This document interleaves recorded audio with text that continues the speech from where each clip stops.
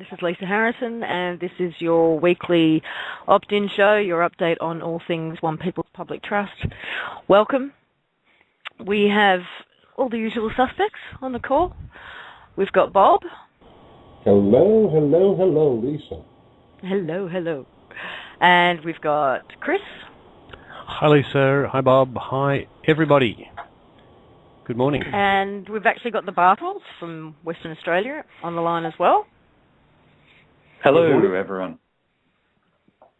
And who else have we got? We've got Brian. Yes, we've got Brian. Hello, and greetings to all. And Dee. Oh, where's that coming from? Dee, you got... I did a musical intro.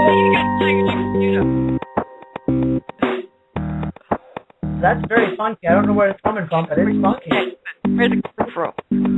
Minimize your window, Dee. Don't look at me, guys. The music ain't coming from my side. Well, I will do again just to check. Bob, that's coming from the host. Yeah, it's coming from the host. Uh-huh. Hi, everyone. It's not my... I don't even... Okay, someone at the host end is doing some interesting things there. The host is listening to some groovy elevator music. It's coming from your computer, Dee. It's not. It is. When I unmute you in the blog talk in there, that's when I get the music. I don't know what I've got open. Apparently someone wanted us to have a dance party. Okay. Well, here, I've closed my internet down completely. Hold on. It's all good. And hopefully we will have Heather join us, but she's had internet issues all day, apparently. Horrific internet issues. Yes, we've got a lot to address today, though. First things first. What is first things first? There is a Facebook post, probably should discuss, that a gentleman outlines the scenario of a person coming into his car yard with some kind of check that he designed himself to buy a $200,000 car.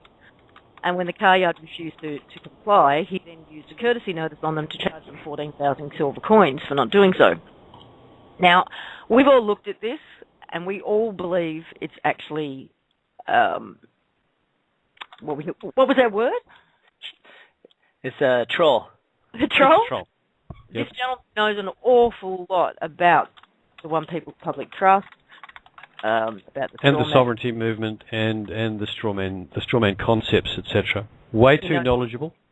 Yes, very much so for somebody who just happened to be caught sort of sidelined by somebody walking into his car sales place of work and presented him with some documents he didn't understand. So, yeah, but it does bring up the question of what's appropriate use of this courtesy notice.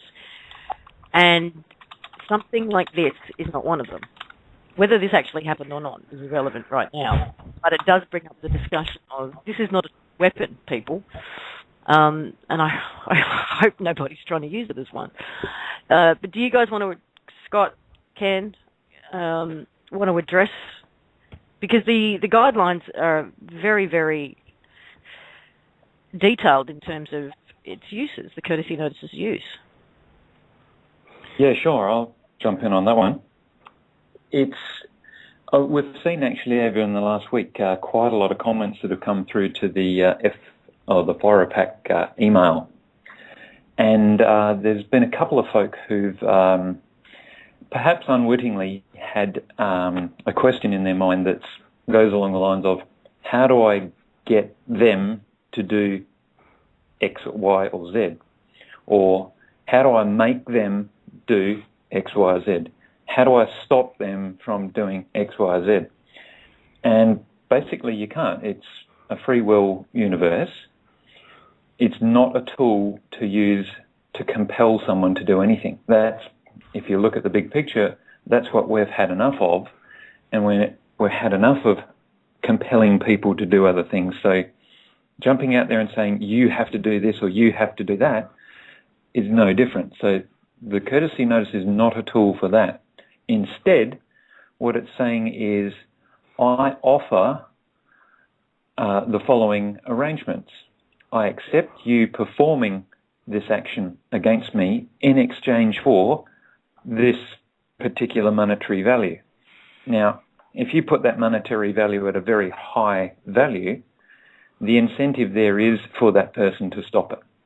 If they perform the action, they've chosen the outcome. They've chosen to receive an invoice for that amount of money.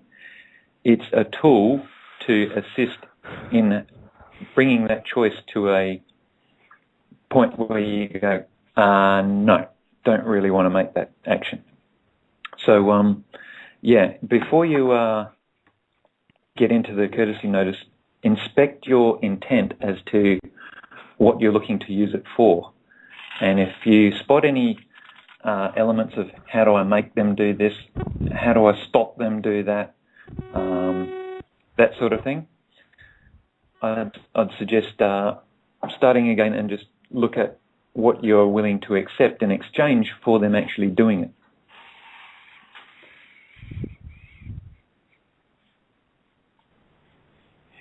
Indeed. Anybody got anything to add to that? No, I'm here. I was muted. Yeah, you have something to add? Yeah, I do. It's that something that Heather has emphasised to Scott and Ken and I over and over and over, that the energy associated with this document is very strong, and it needs to be the right energy. It needs to be done with an intent that's for the greater good. In part, this is to deflect the approaches of people who are still operating the slavery system, whether they know it or not. But in part, it's actually to wake them up. And it's that component that the energetic effects work on. It's the waking up of the people who receive this. That's the intent that Scott's speaking to. So if you used it to try and head off your next payment of your mortgage, or to compel someone around you to do something, completely the wrong energy. That's the old energy that we're stepping away from. Yep. Yeah, I'll just follow on from there, is using that mortgage example. When you get, say, for example, an action that comes back in that's you have to pay your mortgage, having provided the courtesy notice, the attitude I approach it from is, oh, thank you. You've accepted my terms and conditions. I'll pop an invoice in the mail. Some people go to the place of, oh, it didn't work, they're still demanding money from me.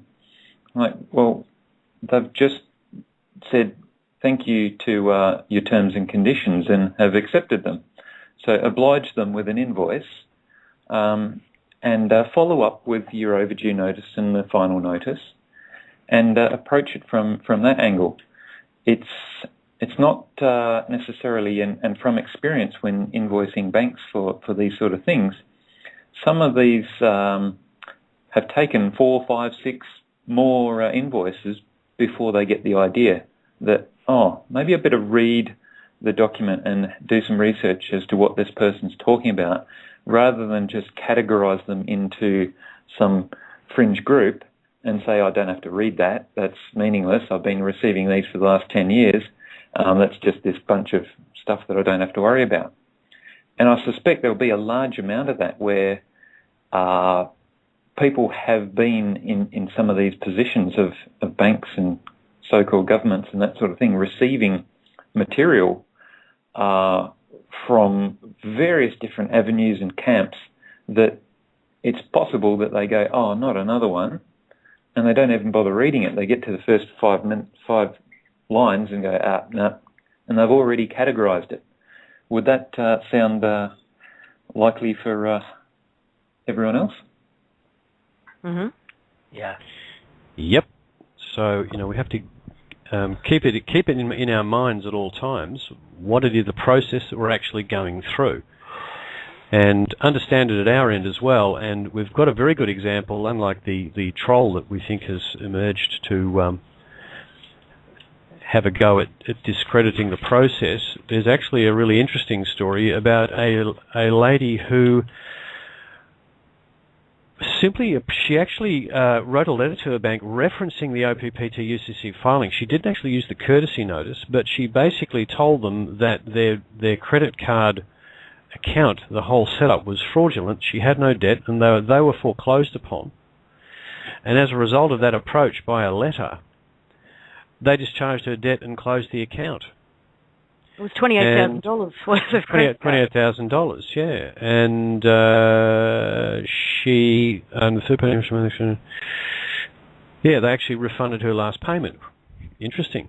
Not only that, the credit card company called her specifying they were not willing to collect, they're not calling to collect any money. They just wanted to know if the account was opened fraudulently by someone else or if it was opened by her because she had mentioned fraud. She said no, the fraud was on their side. They also warned that her credit would be bad for 7 years, which I don't think concerned her a great deal. But so what? So that was a $28,000 debt discharged by one letter that simply mentioned the UCC filings and followed up by her standing in the right space and literally, staring them down, if you like. And that is the outcome that we expect to get with a significant number of these. There'll be a significant number of amounts of blustering and various other posturing by the people who will receive them, but essentially the filings will stand. And if more people tell these organisations that we know they're foreclosed, the individuals who operate in those departments who are actually dealing directly with the public, they ain't going to want to deal with it, and they will just simply start dropping them like hot potatoes whenever the subject even comes up. They just will want to deal with customers who will play their game. So I think we're going to find over the next month or two, depending on what happens with all of the other things in the background, such as the CVACs, that the financial institutions will well and truly know that the game is up. I actually had an interesting thing happen with the one that I filled out, Chris, for my auto note with Chase. The last payment I made was January 1st, so come February 3rd, my payment was late. Around the 10th, they started calling me, and they called me every other day, trying to collect the debt. And I sent my notice in, I believe, around the 23rd, and I told the guy I was coming, and I sent it registered mail, and it's in Orange County, which is just up the road from me, so it probably got to him the next day. And I haven't received a single call since then. I don't know if they've discharged the debt yet or not, but whatever happened, they stopped calling me. So I'll keep people posted on developments with mine as well. Well, hopefully that, Brian, that meant they read the terms and conditions, because they would know that a call is very expensive. Mm-hmm. They will get a large invoice if they call you, and that's one of the ways that the terms and conditions are designed to work, to break off all contact with you. Now, while we're on the subject of courtesy notices, I just wanted to bring everybody up to date in where we're at with issuing updates. And in a moment, we'll go through some aspects of the new versions we've put out with Scott and Ken, just so people understand how they're going to be used. There was a set released late last week, which was essentially a Microsoft Word version. We immediately started to get feedback from people on the Macintosh with Pages that formatting was being somewhat lost. And we also got the feedback that there were people out there that actually just wanted the PDF version and print it out and fill it in by hand with a pen. So today we're re-releasing that, and I think there'll probably be weekly updates for a little while we settle the whole set down. And this update will consist of the following. There'll be a set of American letter formatted Word files with a PDF reference file, so that you'll recognize the reference file, because when you open it, it'll have reference right across the page. That's there to show you how the pages should work. In case you get formatting shifts that produce extra pages or whatever, you can refer to that reference and just fix up the Word file in whatever word processor you use. We've made some adjustments to the formatting so that the Pages program doesn't do anything ugly with it. You will still get a couple of warnings when you open the file in Pages because of the way that it interprets the styles in Word. Just ignore them; they're of no consequence. And the other thing we have done is also produced a PDF-only set, which is just to be printed and filled in by hand.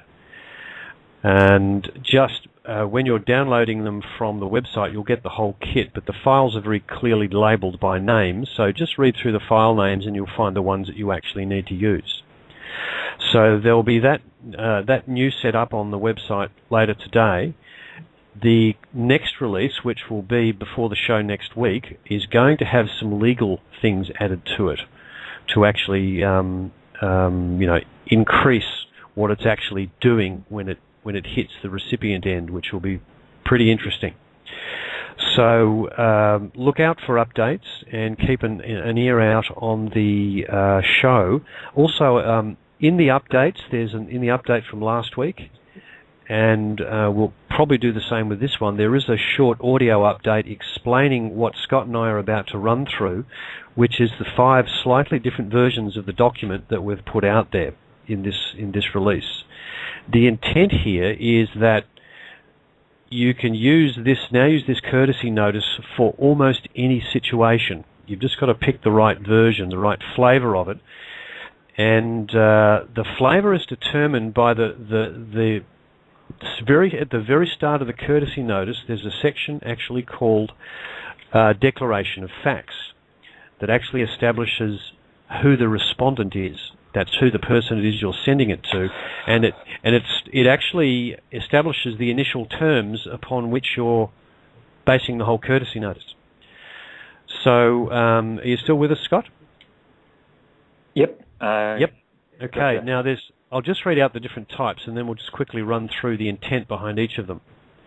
There's a paper action, where they send you a piece of paper, an actual incident, where there's some sort of event, a future action, and then 2 general notices. One we've called Slavery Foreclosure General and Slavery Foreclosure Individual. Now, Scott, the paper action one is essentially the original version that we created.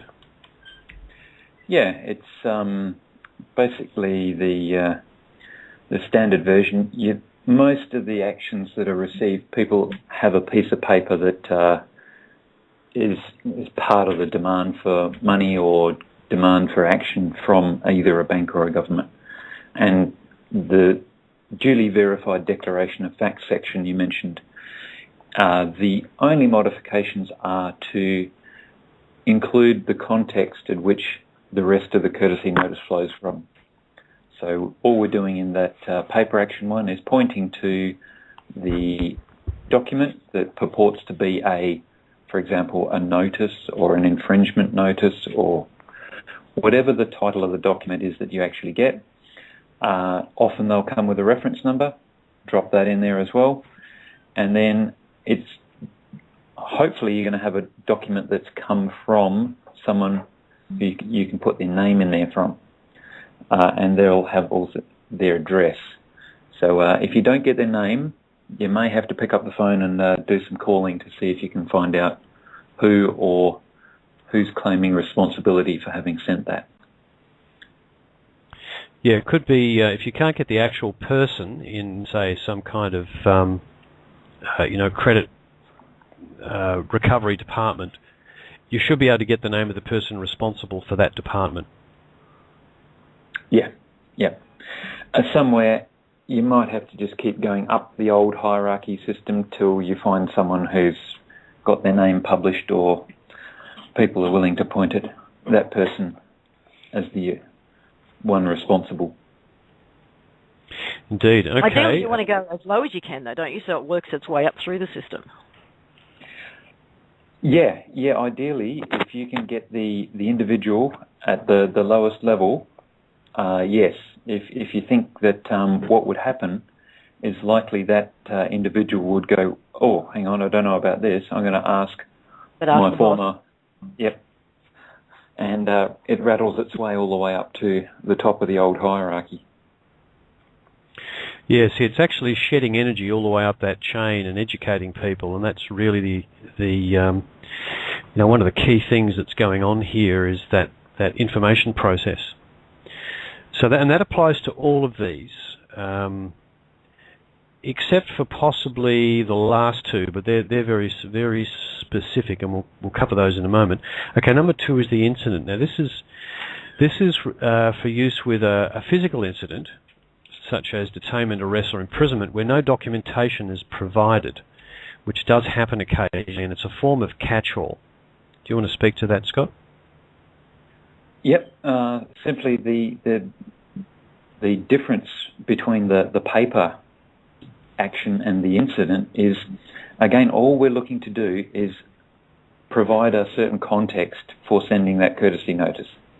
So to identify an incident, point to the location of where that incident was and the date, and that's about as much as you need, really, to identify the context of that incident. And the rest is... Can you clarify what you mean by an incident, though? I mean, where would there be an incident where you wouldn't have a piece of paper? I mean, if you're pulled over by a police officer on the side of the road, he's going to give you a piece of paper, surely.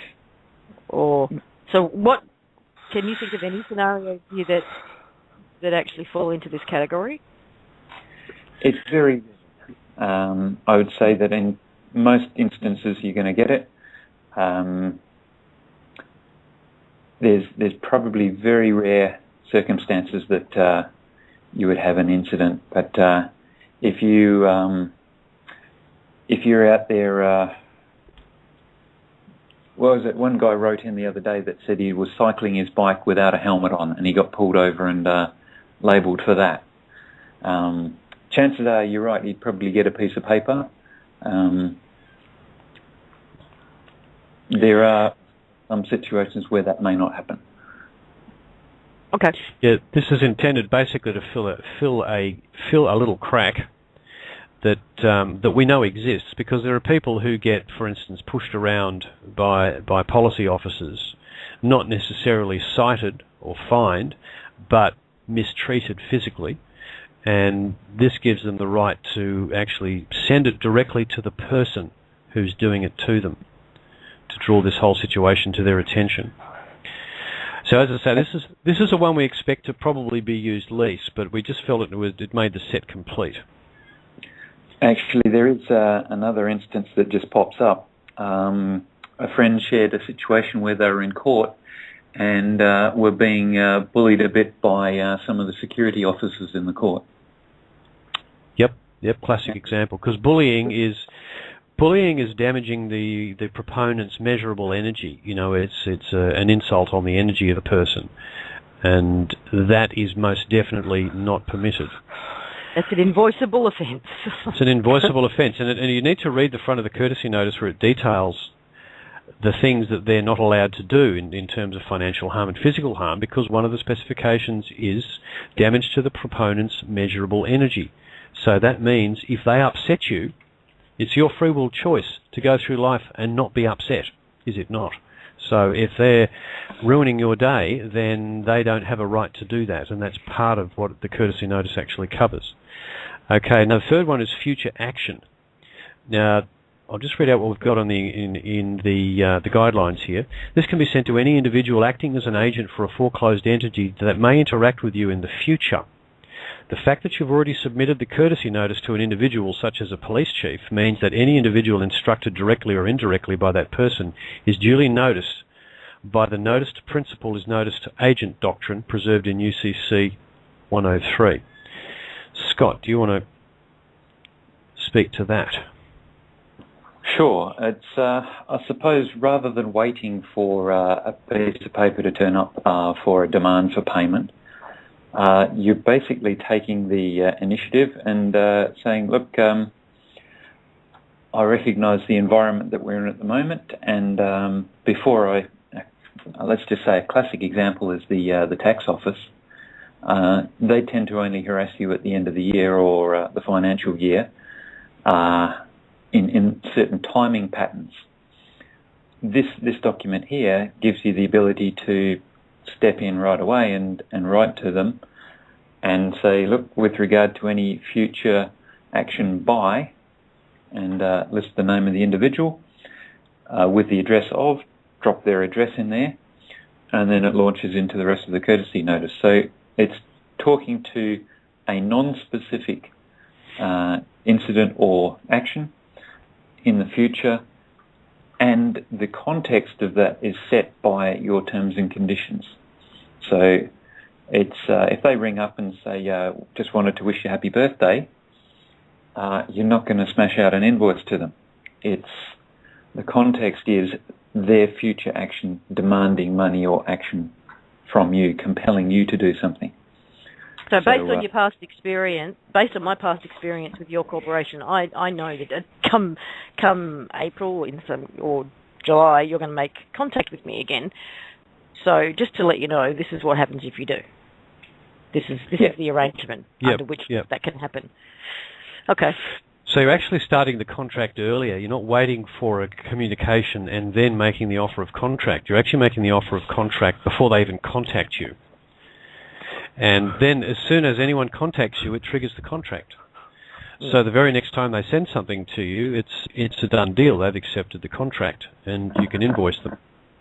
Gotcha. Now the way that it works is that the respondent, and I'll read this directly out.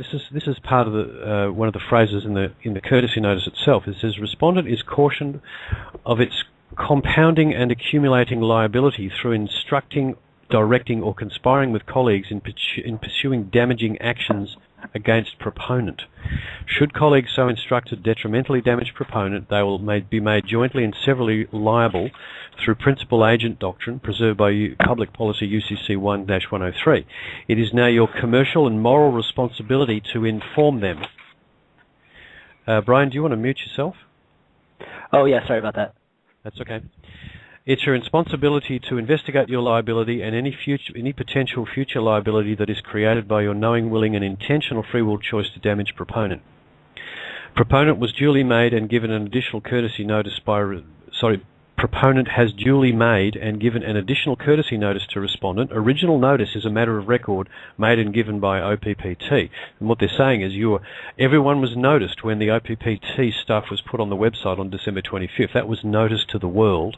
We're giving them the courtesy of an extra warning, if you like, an extra notice before, in this case, we kick in a contract which is triggered by one of their actions. So bottom line is that this can actually be used to make any contact from a government department or a corporation that you don't want to have. Instantly they attempt to contact you the next time, they're invoking the contract straight away. So this is a pretty useful little courtesy notice, and it's actually very simple to do. So we're thinking that we really encourage you to do these things. Because you're actually really diving right into the heart of the system when you actually point out to them that there is compounding liability all the way up the chain. As a member of, say, a foreclosed corporation who is, say, a manager of a large staff of individuals who are fraudulently attempting to extort money from other individuals as a group, which is what's happening. They're not acting as a corporation anymore. They're just a group of people who are actually unlawfully extorting money from individuals. And the person who is instructing this group is commercially liable for every action they take. And it wouldn't take much arithmetic for a manager to realize that if he's got 30 people making 30 phone calls a day, and ruining the days of hundreds and hundreds of people, that compound liability is more than significant. It is huge. And if you compound that across a whole company and look at the liability of the chief executive officer, it's way in excess of their bonus. Let me put it that way. So the next one is slavery foreclosure general is what we've called it.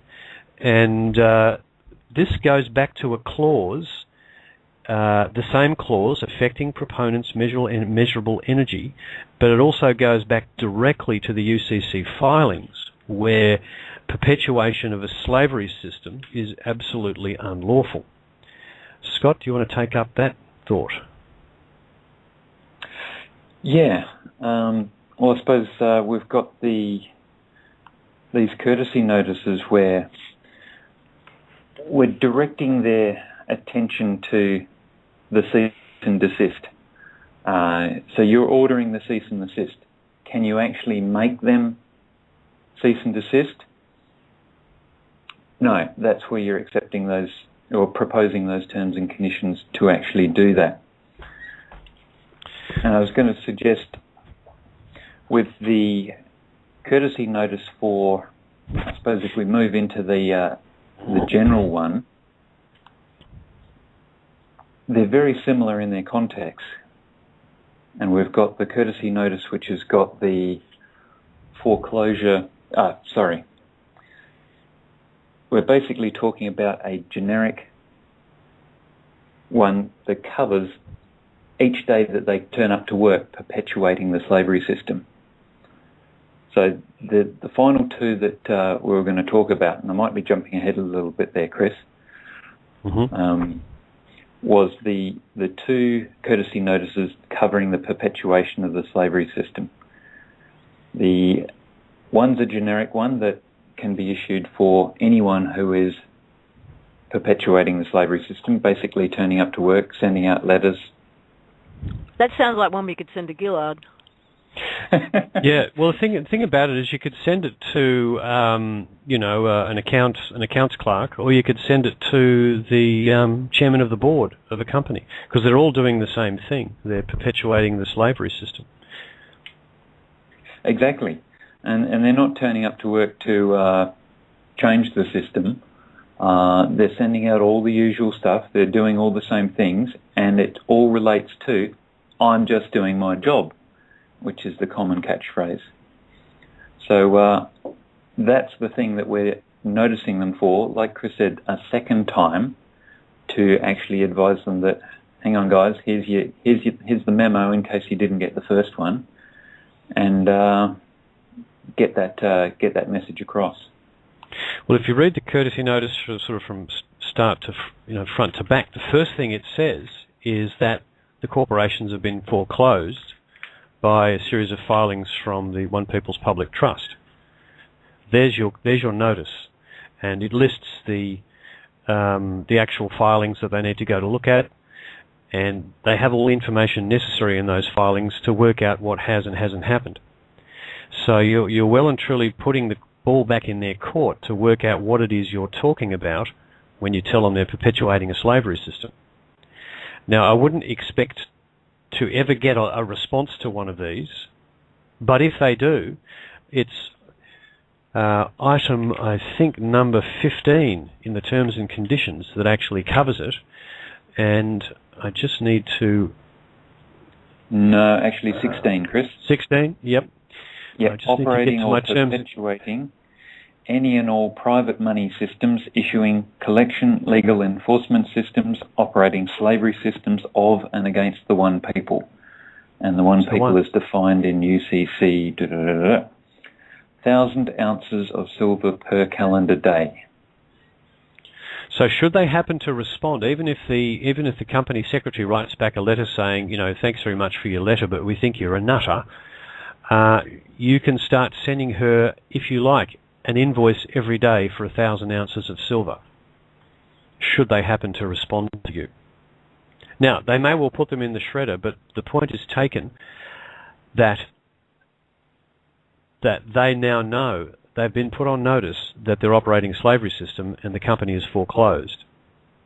And that's the message we're trying to get through. And this is the harm to one is harm to all concept.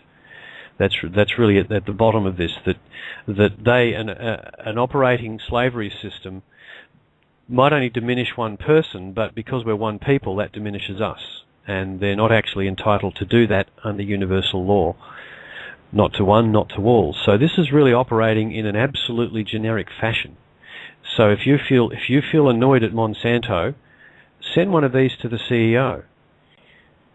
If you feel annoyed at a company you discover is doing chemtrail spraying, send one to the CEO. Send one to every board member. Send one to every country, every company official you can find on their website. You're entitled to do that. And if they write back to you saying, sorry, but we think you're being silly, send them an invoice and keep sending them invoices. The point will come home to them. And the more, for instance, one of the things that we could do with the email blast is to send 10,000 courtesy notices like this to the head of some corporation. At that point, I vote Monsanto. If they happen to respond to it, then if they responded to 50 of those, they can have 50 people sending them invoices daily until they shut the company down, stop operating.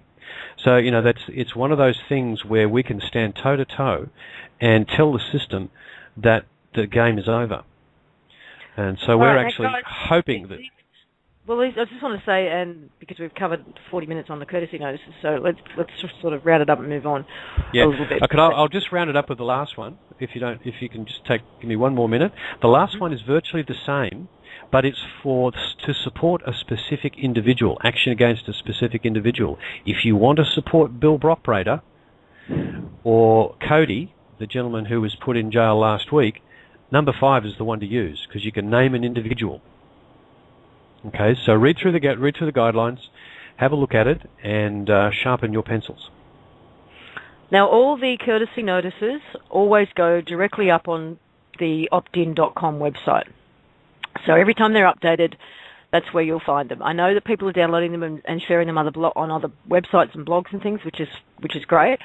But the ones that come from Scott and Chris and Ken, that's where they go. Straight onto that website. Yeah. And this go ahead. Yep. I was just going to say the email address for questions is foropak@gmail.com. That's FOROPAQ @gmail.com. And that's just for courtesy notice related questions. Yes. Okay. The website is constantly under revision and growth, and expanding and changing constantly. So there's always more information up there. And this does bring me to one of the points I wanted to make, which is to go to the source. What I'm seeing is a lot of commentators out there who are discussing OPPT, doing radio shows on it, writing up blog posts and what have you, and they are misquoting or outright lying in some respects. And if you're getting a lot of your information from other commentators, then I strongly recommend you go back. There's really only a couple of sources to get it from the horse's mouth. That is the One People's Public Trust 1776 website where the actual documents are. And if you haven't done this yet because you think they're going to go over your head because they're all legal, then I want to make a recommendation. Print them out.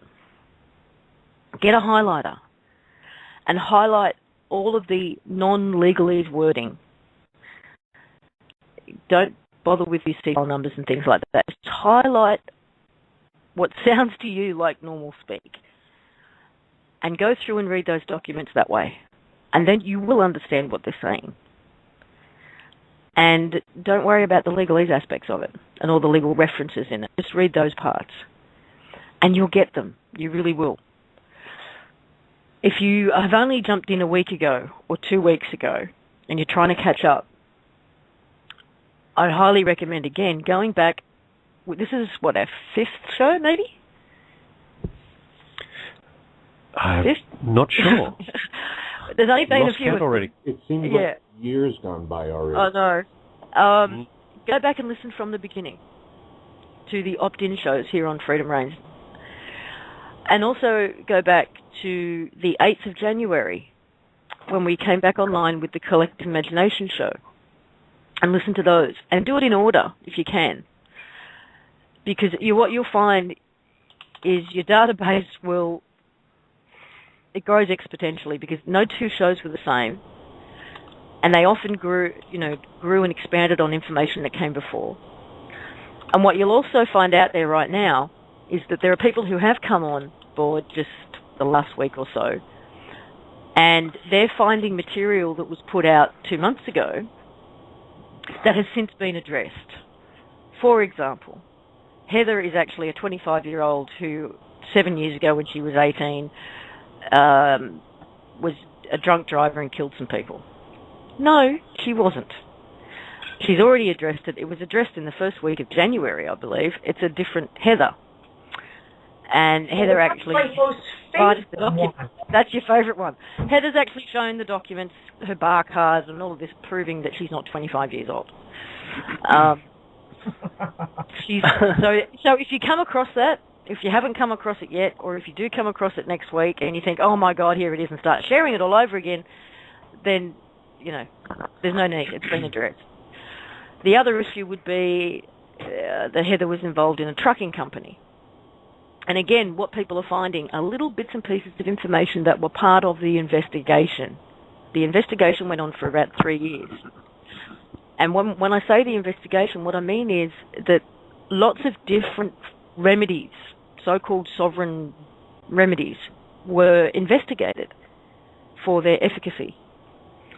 And what was discovered was that they had a limit. They did not achieve what ultimately the UCC filings achieved. They worked a little bit for a little while under certain circumstances. And it wasn't until April of last year that this particular solution presented itself. And it was vetted and revetted for months before a single document was filed. So a trucking company was actually used as part of that investigation process, because one of the remedies apparently involves the Department of Transport. That was it. It's never been used. Not a viable company as such. And if anybody else knows anything else about that, they can add.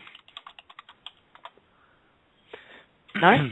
On the trucking company. Oh yeah. Well, we have the funny thing about it is that we have emails back and forth. Like if somebody really wants to go back that far, because we covered that in literally the infant stages of this all coming out into the public, and we shared all of those emails back and forth with Heather on the American Kabuki blog. So go back americankabuki.blogspot.com and search around, I don't know, the 26th, 27th, 28th, 29th of December, and you'll find email conversations where Heather explains everything with the trucking company, which set up as kind of a shell for the investigation. There wasn't really, she in full detail, in full transparency, because that's what you get when you ask Heather a question. It's all fully explained there. So what I would suggest, just to throw on my two bobs here real quick, is that if there's information that people stumble on that is filled with any kind of hate or negativity or just full-on slander, libel, or mudslinging, be cautious of that kind of material, because if anybody really is a true truth seeker, approaching it from that angle isn't necessarily the best, most effective way to go if you're trying to win over popular opinion. So that's what I would say look out for. Everybody has the right to do their homework and do their research. I mean, I did a search for One People's Public Trust in Google with quotations around it. Somebody called me out for not putting quotations around it before, which really encompasses only the One People's Public Trust, not just random websites that say People's or Public or Trust. It was at 720,000 responses or results back on Google last week. It's up to 1.23 million as of 10 seconds ago. So there's a lot of people that are going to be out there talking about it. And for every one person that's really trying to attack it because out of fear or fear of the unknown or whatever it might be, there's 100,000, if not a million people that are out there either A, supporting it, or B, holding the space that all of this is truth and is reality, because they have hope that there's something, that there's change coming. So that's the most important thing, is be careful of the people out there that are in attack mode. I just don't resonate with those types of opinions, and don't think there's anything to be gained from approaching it from that level. There's also a show called Dale After Dark, and I'm not sure who the host is, but in the first few minutes of the program, he said that he listened to one of our shows, and he heard Heather say that she is a blood Rothschild. Now, if you haven't heard that show, then you might believe him. And I'm not saying he's lying, I'm just saying he wasn't really listening. That's not what she said at all. It's not even close to what she said. So this is why I'm saying be careful when you're going to these other commentators. Go to the source. Go to these shows, because this is where you'll hear directly from Heather. And she's only done a couple of other interviews with other people. But if you want to hear from her directly, then tune into this show. That's my recommendation. Go to the source. Or the collective imagination. Yeah, of course. You know what, Lisa, if I could just jump in here for a second. And this is one of the issues. I get emails all the time saying, oh, so-and-so said something terrible on the radio show, or so-and-so gave a report about this, that, and the other. And we have these things coming in. So, for example, and I'm not going to start naming names because I'm not even going to give them that space. None of those people, all those emails that I've received from people saying this person, that person, the other person, some of them are, well-known people on the internet, they're saying this and that.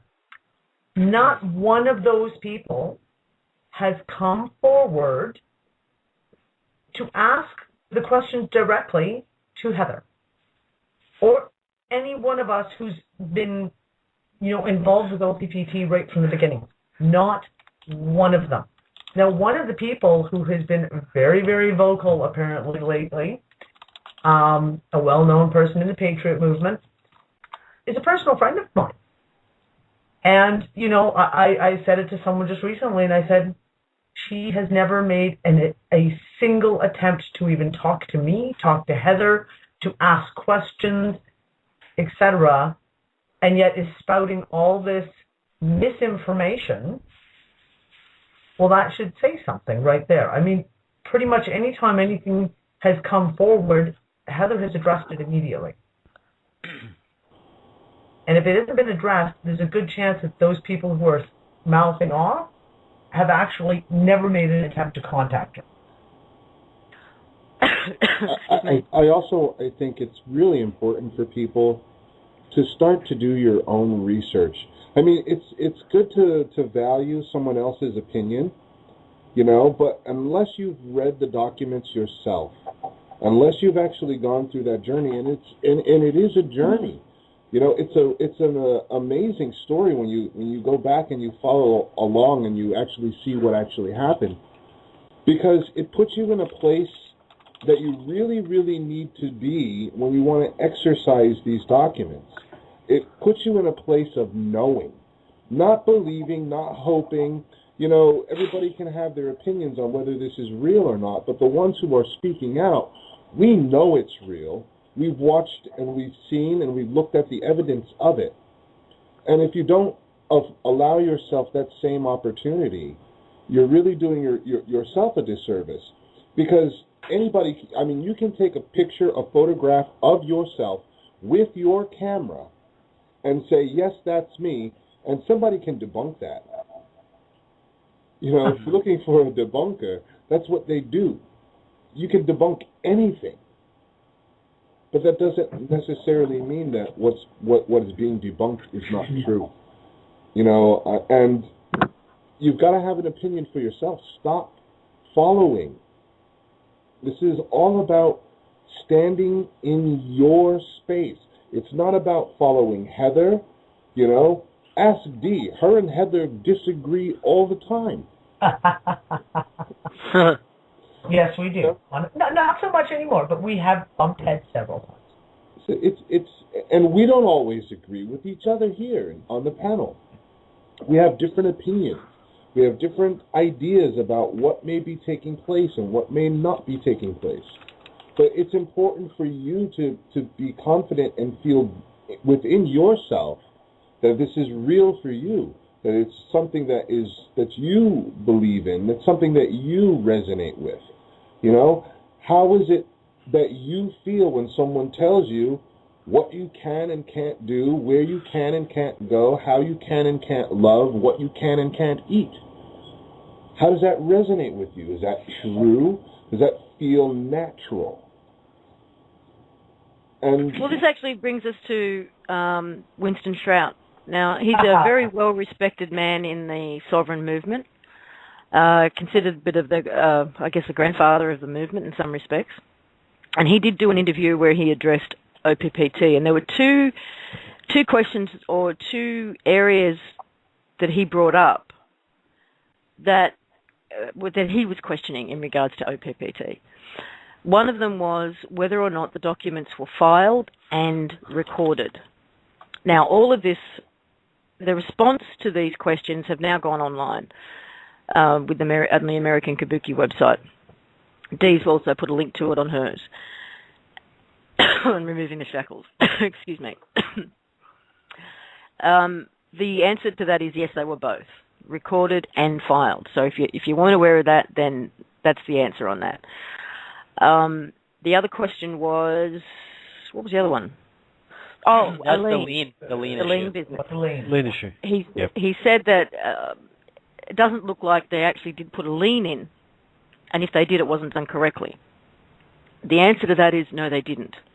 Because as Winston very well explained, a lien is a claim on the title of an object, not the object itself. In other words, I think he used the example of a car, that if some guy comes and runs over his foot with their car, he can put a lien on their car.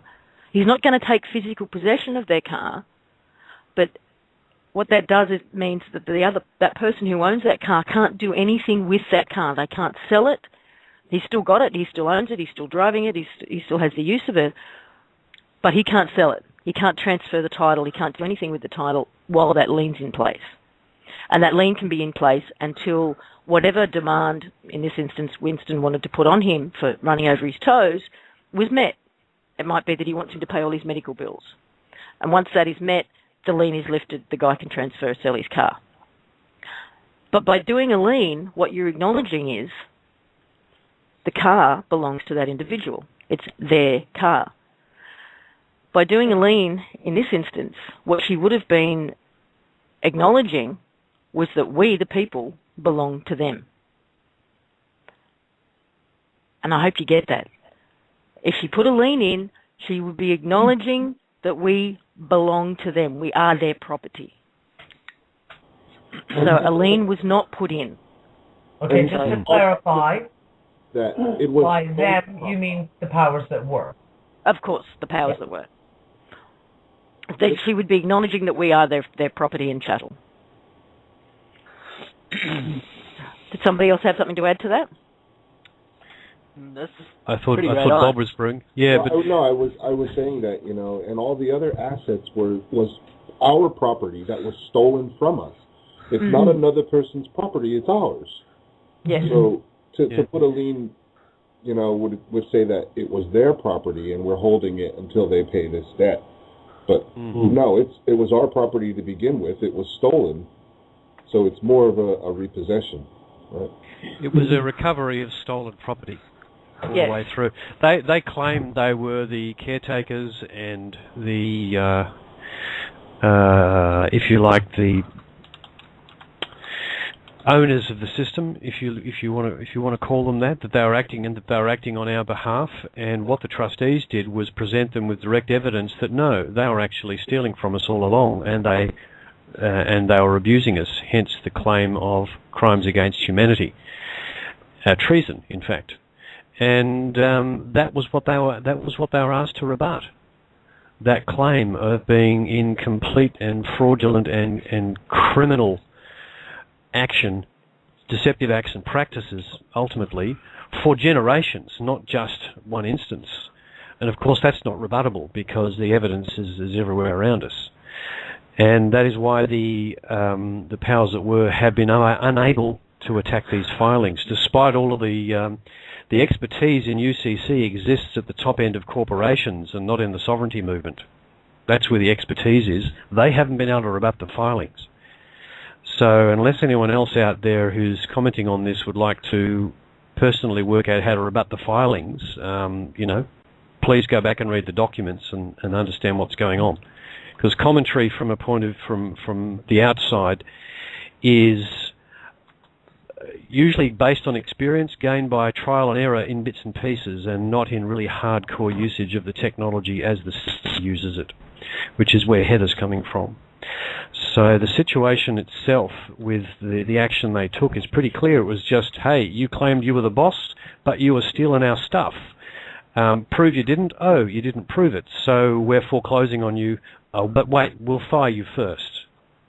And that's really all that happened. It was pretty straightforward. Now, we were obviously... Sorry, yeah, go on. We took all the stuff back too and gave it to the people. Now, Heather really was hoping to join us today because she does have a lot of updates to let you in on, including about the CVACs. And it's really unfortunate that they messed with her to prevent her from getting on the show. But it doesn't look like she's going to make it unless she can pop in this last hour. Yeah. Look, however, I do have a little bit of information about that, Lisa, if you unless you want to speak to it. No, you can do it. Yep. Okay. Look, the progress on getting the CVACs actually ready to roll out is moving forwards. They're at the stages of finalising, the technological stuff and the funding issues behind it all. So it is actually closer than it was last week and reasonably imminent. But I can't be any more specific than that because I have no more information than that. However, I did have a request from Heather for everybody to actually think about and even discuss on this show. And that's the thing that we need to focus on is, okay, a funded CVAC actually comes into being. What are we going to do next? Now, if I said to, say, you, Bob, you have the whole resources of one CVAC entity behind you, which is quadrillions of dollars, what projects would you fund? What's first out of the blocks for you? First out of the blocks for me would be an education and health center. Because I believe that people really need to be educated, and a lot of people, those two fundamental things is what drives everything. And I would fund anything that would help transform this world into a sustainable planet. Whether that be free energy, whether that be any humanitarian effort, I would be a part of. Because it's us who get, what is really possible? What kind of quality of life can we actually create for ourselves? I think higher than any of us can even realize. Yeah, that's exactly the sort of discussion we need to have. Well, what I'll do is I'll quickly pass around the panel and we'll just kind of put out our initial response. Now Dee's putting her hand up here, so what would you do first, Dee? Oh, pick me. Yes, you, the noisy one in the corner. Yes, the noisy one in the corner. I'll go put my dunce cap back on, I'm sorry. You know what? I have been hugely involved in several different aspects, and I have got big plans. And one of them is obviously going to be, that Bob touched on, is the whole green energy and going into 0-point energy, pardon me, and going farther than that.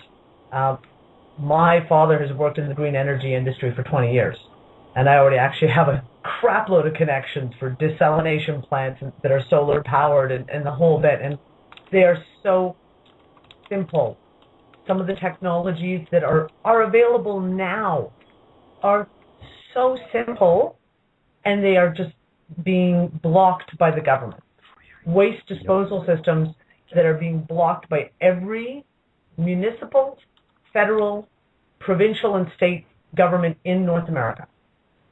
So, because the difference here, folks, is that this is resources in the hands of the people, being used for the people and not for government agendas driven by corporate owners operating in the background. Exactly. So Ken, what would you do first? Are you still with us, Ken? You might have to mute my microphone. I think, in a very general sense, what I would really like to see, and I think it could be disseminated quite freely, and that is a re-evaluation of the education program. And let me explain. We've for too long lived in a world where there's always someone there to hold your hand or give you a directive or issue a statute which says you do things this way or that way, or you apply this, or you have to register to do that, or you need someone's approval. And in that process, we've forgotten how to think for ourselves. What I would like to see is an education program wherever it might be instituted, and I think with the primary school grade, I think is probably the best place, which gets people used to the idea of how to think for themselves, cognitively, rationally, evaluate data, make decisions, be responsible for their decisions. That part of the education program to me is very sadly neglected. What we've done is we've just brought up a race of slaves. Yep, I hear you, Ken. And that gets my vote. That was the objective, though, Ken. Yeah, it was the objective, and it was quite achieved to it. They achieved their goal. Yeah. Brian, what about you? So I'll keep moving around the panel because I know we could all talk about this for hours. Well, what would you do first? First, my first item on the agenda is to play a support role to all of those that are in fear or confused by what's going on, and helping them to come to grips with the reality that is now upon us, and help them to understand that it's nothing to be afraid of, and that where we're headed is something that is a place that's more beautiful than we can possibly comprehend with our third-dimensional conscious mind.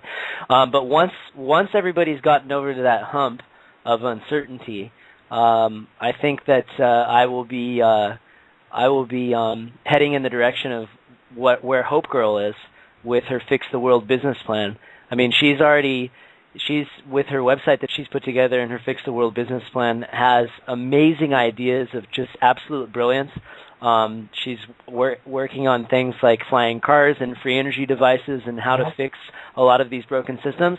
I think having her and what she's putting together right now behind the scenes as a great point of making sure that all the options are on the table. I'm going to probably head over and see what she's up to, and then figure out where to go. Because the way I look at it right now is, I could sit here all day and say this is what I want to go do, but if you would have asked me the same question a month ago, I would have told you something that'd probably be absolutely irrelevant to where we are today. So for me, it's staying open-ended and very fluid, depending on what information and data I have available to me at any particular time.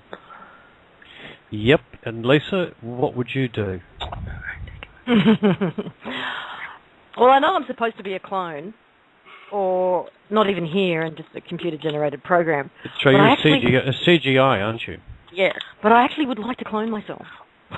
I'd like about a dozen of me, so that I can do all the things I want to do. So many. I mean, there's a lot I would like to do just really in my local community.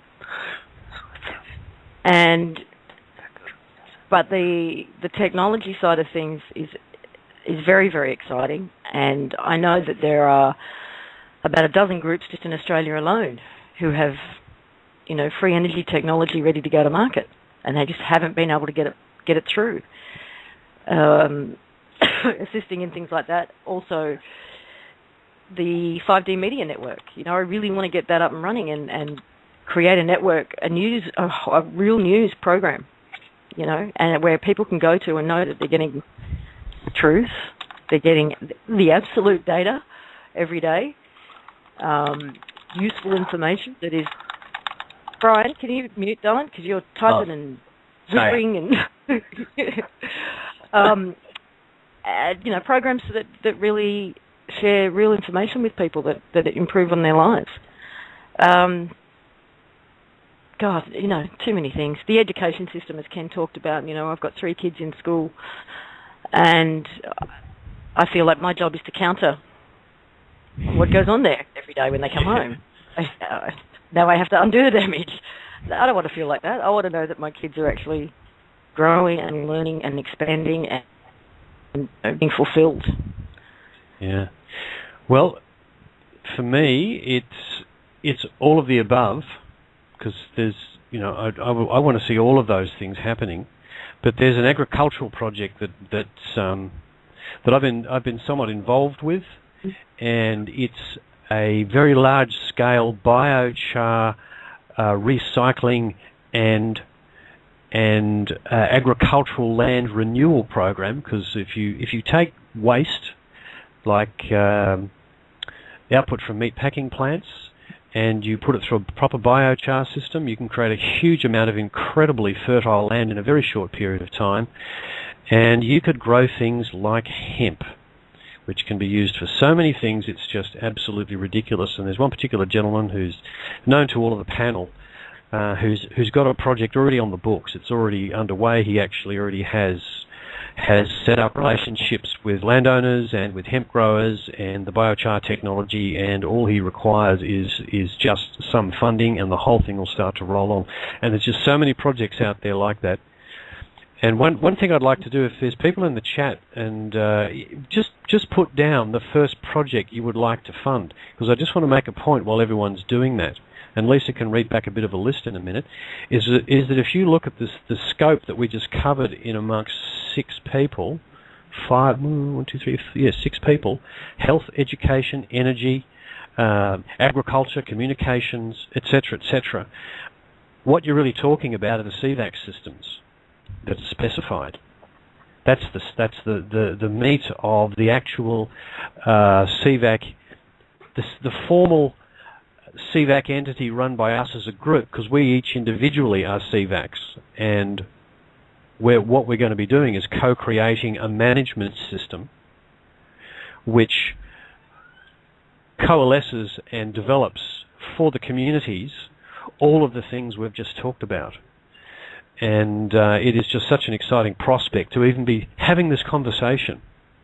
You know, before Christmas, you would have had to cut my leg off to convince me that I'd even be having this conversation right now. But here it is, you know, about to happen. And we want to be ready. We don't want to be sitting around thinking in fear of oh my goodness, people are going to go nuts and party till they drop. Well, a few of them will, and some of those we can pull back from the brink, and others we might not be able to save them, but that's their free will choice. The vast majority of the human race, when they get over the initial shock of the sudden change, are going to go, holy crap, now we can do what humans do when they're left to their own devices, which is be creative. So I'd like to, Lisa, has anyone put down in the chat the sort of projects they'd like to run up? They are, and it's all falling into the same categories, really. It's just read out from the list. Read a few things out. Well, I can't. They come by so fast. Helping families, raising their children. It's all to do with lots of health and well-being, organic gardening, environmental architecture and housing, for lots of free energy stuff and technologies. It's alternate healing center that would be free to the people. Yep. Natural healing, alternative healing. Yeah, hey, it sounds like Thomas is here. Yeah, I was going to see if I could take a stab at this. Go for it. I was going to say, we're all going to go in different directions, obviously, with this. So I think where I would focus my attention is to educate and get the knowledge to all the people on Indian reservations so that they don't have to live in third world countries anymore. Yeah. The second poorest place in the entire world is the Cheyenne Indian Reservation in Wyoming. And that's probably where I'd start at. Is that true? Yep. Yes, that's true. Yeah. So here's one of the things that I want to make sure everyone gets their heads around, is that you take a group of 20 individuals who are willing to share their abundance, and they could literally put together a fleet of aircraft packed with food and send in fleet after fleet after fleet into the middle of Africa and essentially head off the starvation that's rampant in several areas in Africa, at the same time building more permanent infrastructure as they go, because at a personal level. You could do that as a person. No governments required, no NGOs, no aid organizations, just people doing what they need to do. And another example, if you're in a country town in the United States and there's 30% unemployment, even one person with access to the kind of resources that appear to be available to us very shortly could turn that town around in a matter of weeks and months just by implementing social programs.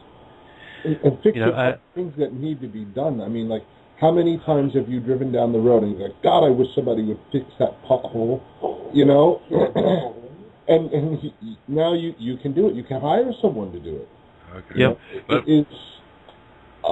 it. I spent the last 2 days here with Len Histon, and what I've learned in playing this wisdom game, and we've been playing for the last couple of days, is that human beings are capable of some extraordinary things.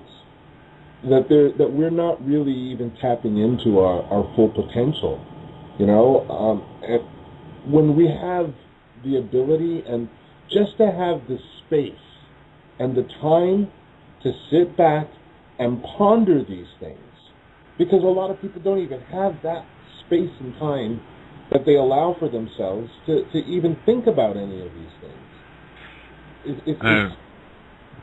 Go ahead.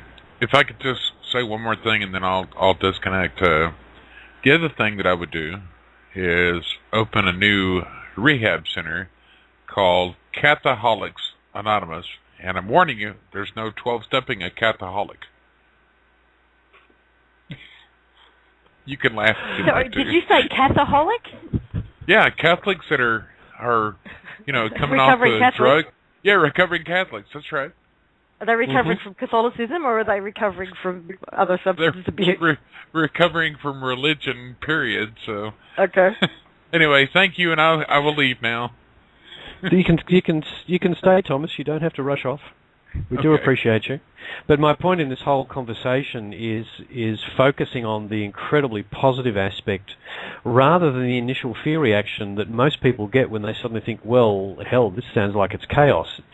It's going to be interesting. It's going to be very fast-moving, but the positivity of it, we can't overestimate the effect the positivity will have in simply swamping whatever minor amounts of negativity arise when people who can't deal with this situation properly get out of hand, and the people around them will correct most of those issues. I don't see it as being a problem.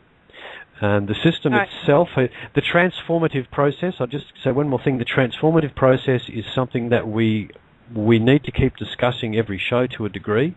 I just wanted to kick it off today by getting the guys in the chat. And is it still whizzing past, Lisa, with suggestions? The chat? No, it's whizzing past with requests to answer questions.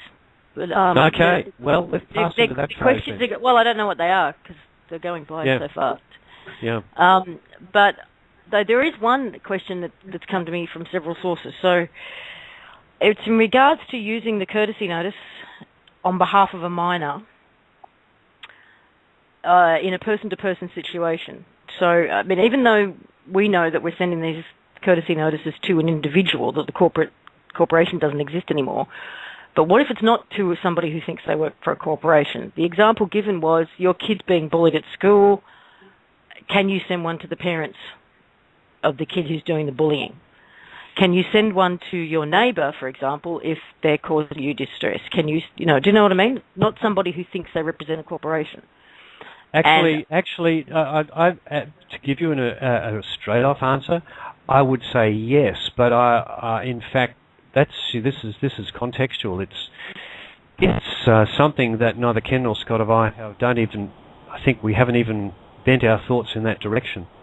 But the answer is yes, you could. But I think let's discuss that, and we'll come back to you folks in the next show, and I think we will have an answer for that. I can just see certain things may need to be tweaked a bit, but it's because that courtesy notice is individual to individual. Okay, but it's assuming a corporate approach. We need to review it and see how it sets with just straight individual to individual for some matter that's obviously fairly personal and close. My feeling on that is that, I think the intention of the courtesy notice was to address the old system. The system that is persisting. But when it comes to dealing with people, is that what we really want? Sending each other paperwork. I don't know. No, Bob, I agree with you that the role of the courtesy notice is to help us close down the old system. That's ultimately what it's trying to do. But we're going to a new area where we're now under universal law, common law, and UCC law. It's going to take a while to adapt to that. That's why that's the reason I want to. Sorry. Talk to their parents. Why don't they just go and talk to them? Yeah. The reason I want to take a week to have a think about it is just that. Can I step in? Yeah. Hello. Yes. Go. The courtesy notice is fundamentally banks and government. Situations like kids being bullied at school is a matter for the parents to take up with the principals or the masters at the school. And one of the things that they need to be asked, if the teachers are not getting rid of the bullying aspect, then is to ask the teacher whether they approve of the idea of the society being run by bullies. And then it may be that you can hand them a courtesy notice and suggest you have a look through this, just to bring yourself up to speed with what's going on in the background. Maybe you need to get your act together. So you're not actually using the courtesy notice then in the normal sense of addressing it to a government or a bank, but you are in fact, and choosing which one is appropriate, of course, using it as a means of letting your teacher know that you're not going to condone bullying in the school and they need to do something about it. Ultimately, my request to the people involved, particularly the headmaster of the school, would be to immediately begin teaching the students the meaning and application of the universal law. Yes. Because under universal law, there is no bullying. There cannot be bullying. That's right. Okay, well, let's bring some people out to ask some questions. We've got area code 917. Area code 917. You've got your hand up. Hello. Yes. Hi, everyone. Hello. Hi, can you hear me? I can hear you. What's your name? I'm Michael. How are you all? We're very well, Michael. Thanks for calling in. Yeah, thank you guys for everything you guys are doing. I'm trying to put a group together to start sending out some courtesy notices and doing and being. And a lot of the people in my group are wondering, they listened into that Winston Trout, and I'm glad that you guys addressed a lot of the things that Winston Trout brought up. One of the main questions that keeps coming up in my group is they're wondering who the grantors or the settlers of the trust are and who appointed the Heather and the other two as trustees. Okay. Did you want to speak to that, Bob? They just have issues because there's two in the party that are kind of experienced because they have trusts that they've enacted, and they're just wanting to get those questions answered because they're curious as to how that all works. Yes, there seems to be a misconception that everybody's been placed under a trust called the One People's Public Trust, and Heather and the other two trustees are the trustees of it. That actually isn't accurate. What's happened is all the trusts that you were under without your knowledge and consent have been removed, is a more accurate way of looking at it. But Bob, go for it. Well, first I would say this is a question that's asked by someone who hasn't contemplated maybe fully who they are. Who are you is the ultimate question. And when you answer that question, you find, exactly as the document says, you are the creator manifest in creation, experiencing itself as creation. So there's where your authority comes from. It comes from within you, right? What gives her the authority to do that? The fact that she remembered and she has the right to do it. But she could do it just for herself, or she could do it for everyone else. Because ultimately, we're all humanity. It only takes one person to remember that. Only takes one person to remember that you are self. Okay, so are the terms trust and trustee sort of applied to the OPPT? Are they? No, they're not misapplied. I mean, it's still a trust, but anyone could be trustee. I mean, if you had raised your hand to do it, you're basically becoming a servant to the people. But doesn't the trustee have to be appointed by the grantor or settler, or the person who creates the trust? Which is the creator. The creator created the trust. It's going back to the original trust between the creator and us. It's reestablishing that trust. So the creator is the person, or is the entity that created the trust, and appointed the 3 trustees and named all of us beneficiaries. Actually, if I may jump in there, look, that's actually my understanding of it, based on reading the documents. And if you've got people in your group who are somewhat legally inclined, I'd just encourage them to read the trustee bonds and as many of the filings as they can find that relate to refining the trust to what it ultimately became, which was simply the triumvirate this is my view of it, the creator as the grantor, we as the beneficiaries, and the trustees as the trustees.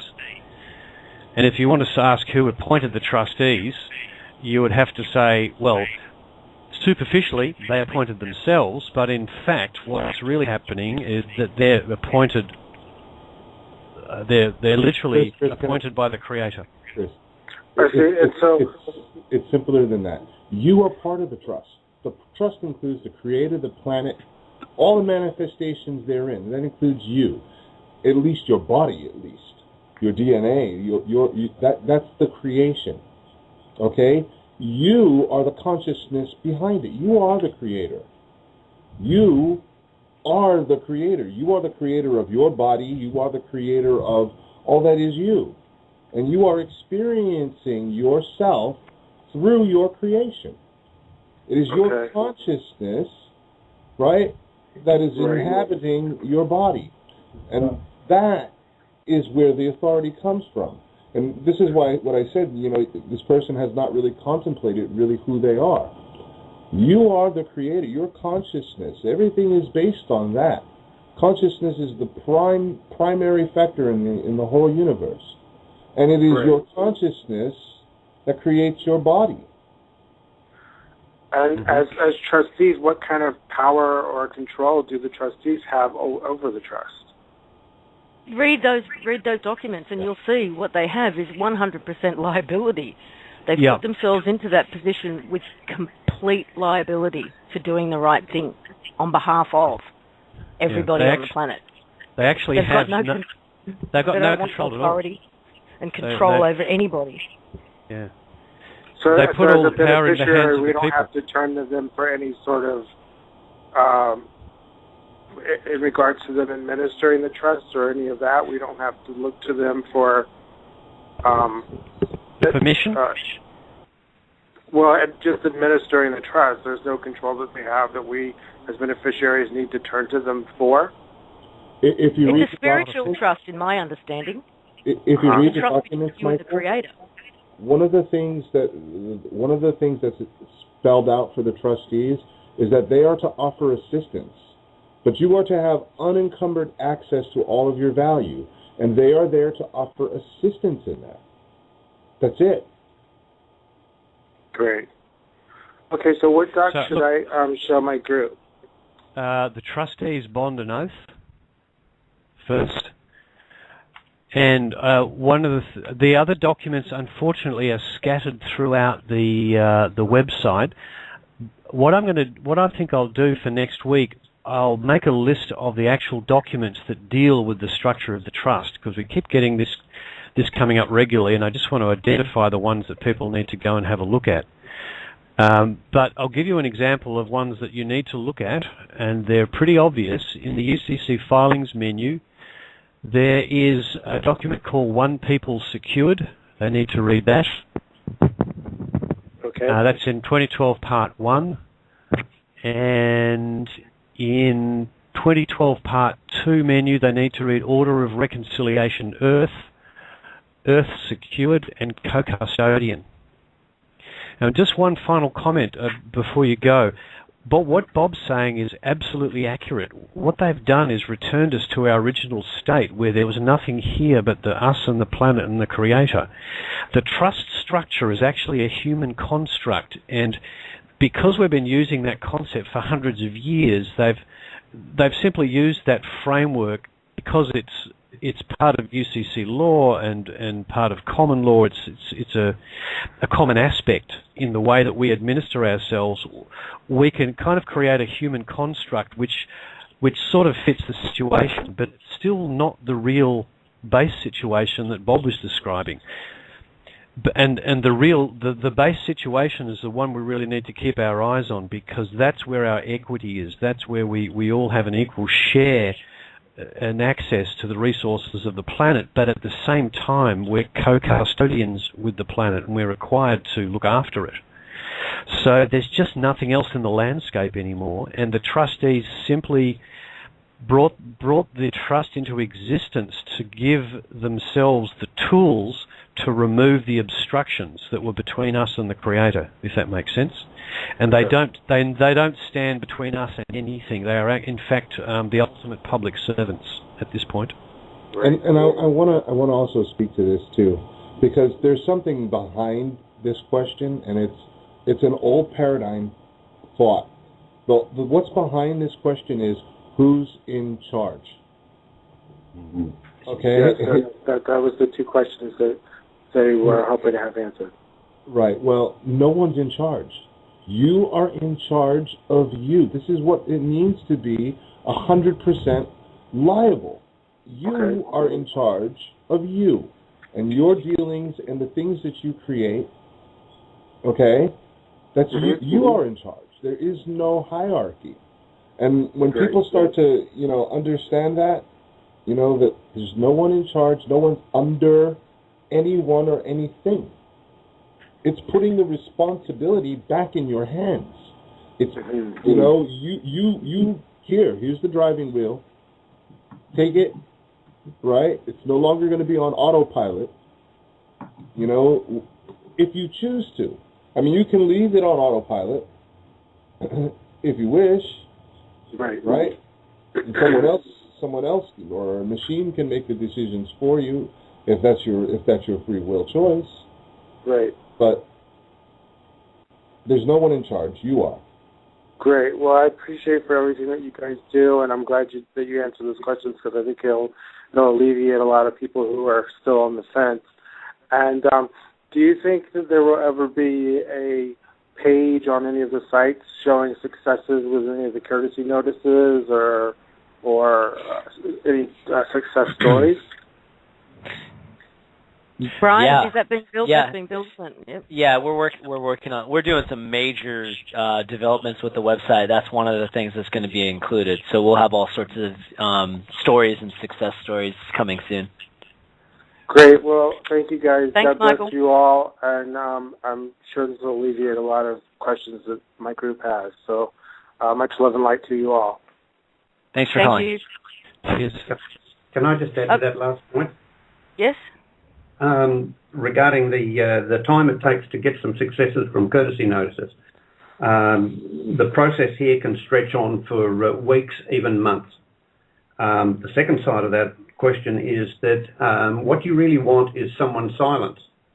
Now, you might send out a courtesy notice and get no response for 6 weeks, and then suddenly you get another demand. Now, that 6 weeks period doesn't necessarily mean that you had success. If you get another demand, it just means they went away to have a little huddle in the corner and have a think about how they were going to handle the issue before they got back to you. Over the water cooler. Yep. So when people get no response, does not necessarily mean that they've got success, because it could still come up again. So for people to expect that they're going to send this courtesy notice out and get an instant success is a myth, and that needs to be fully understood. On the other hand, if someone does get a letter immediately which says we're withdrawing all action, we're going to cease, we're not going to do any further with your case, wonderful. That is a success. Yep. Well said, Ken. Thank you.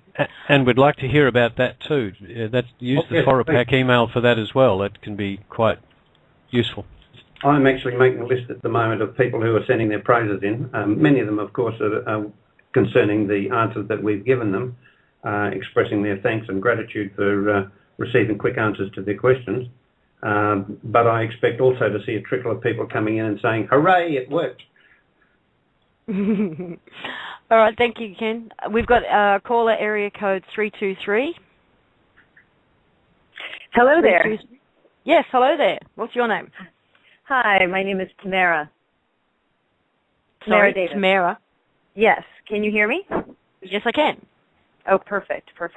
I just first of all would like to thank all of you for all the clarification that you've done and your dedication, the time that you've spent, and the absolute integrity that you brought to the table when it comes to actually really looking at the documents. I followed every single show, and I read all the documents, and even the shows that are not necessarily in favor of what's happening here. So I have two questions, and I think this question is for Chris. Regarding the courtesy notice, I believe I would use the future notice in the event that I would want to stop, or not stop, but I guess give notice to the council here in Sonoma County regarding fluoridating the water. I have actually already sent, or I've actually already sent them a courtesy notice of the first version, but since this version is a better and updated version, which one would I use?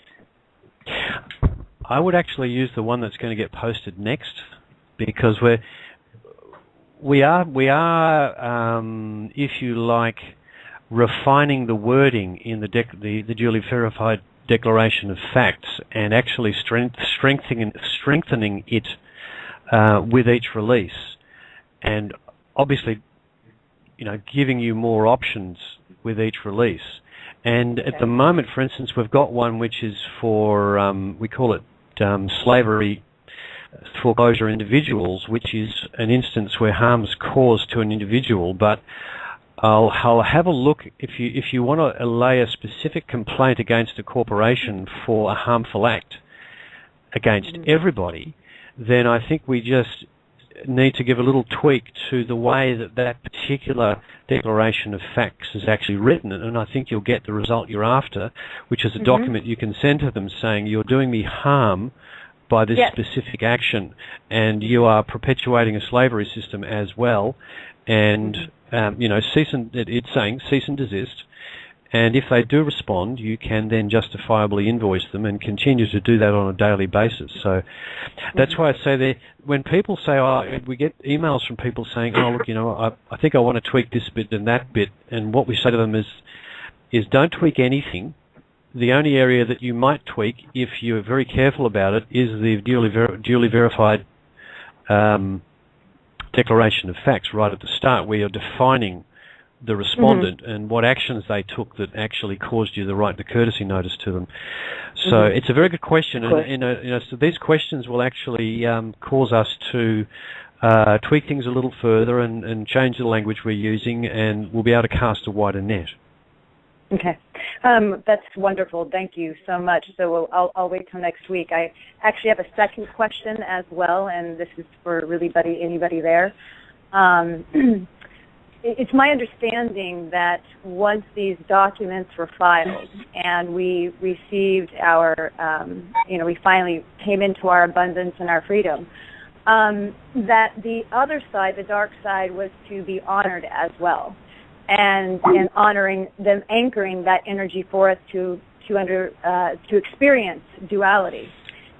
That being said, it seems that since those documents were filed and public notice was given, up until public notice was given, is my understanding that every other darker entity that anchored there, are they also forgiven? And at this point, are we sort of resetting the clock and saying, okay, now you are liable for your actions? Yeah, really good, really good. Thank you. I mean, Hope is a really good example. I mean, that's a very obvious good example. So could you speak to that? I can say that what Heather's been talking about of late is what she's calling the energetic accounting. and we touched on it last week on the Collective Imagination show.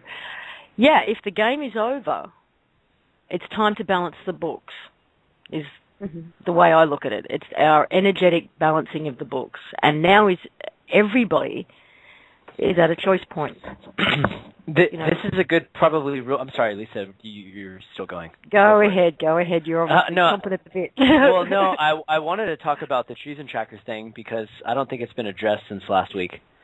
About how the connotation behind treason tracker is, it kind of implies that we're taking it into our own hands to enforce liability or accountability. And it's just had a really negative energy behind it. So, when we brought it up to Heather and we kind of all tossed it around, we realized that, it's one thing to not want to let certain individuals get away with crimes against humanity, but it's another thing to try to create our own FBI's most wanted list, because it uses the same energy, it reciprocates the same kind of energy that perpetuated the situation to begin with. And so the energetic accounting is a great way to kind of recourse that idea, because ultimately everything is being kept track of on a higher level. There's no deed that goes past the point of absolute getting through the Akashic records and getting through absolute data. Now, what we don't know yet is how is energetic accounting enforced, but that's not, as far as my personal opinion, that's not necessarily for us to particularly spend or divulge a whole lot of energy on, because it's going to get accounted for one way or another. And it's not necessarily up to us to try to be the enforcers, because that's not our role. So I don't know if that answers it, because what we want to do, we're not abandoning the project, but we're abandoning the energy of Treason Tracker.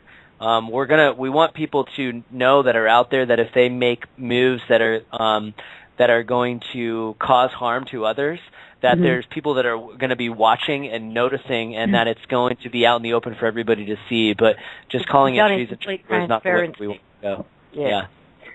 Okay, so that's on a very 3D level, though. And what else is? I think your question initially was in a. Yeah. My question really is not really regarding that, but although I do appreciate that information, so thank you. My question really is, at this point, do we really, in our souls, forgive the past of what has been anchored in the dark? And, is this a reset? So at this point forward, this is what counts. If there are any sort of harm that comes to anybody else. I guess what I'm trying to ask is, are we resetting the clock and wiping the slate clean? That's my question. I think so, and I think that those who make a choice to continue are now making a conscious choice, knowing the consequences energetically. They're doing it knowingly. Go ahead, Thomas. Heather is online. I just saw her sign under Skype, so you may be able to get her now. Oh, great. I have Heather on twice now for 30 seconds each time. I'm going to try and pull her in.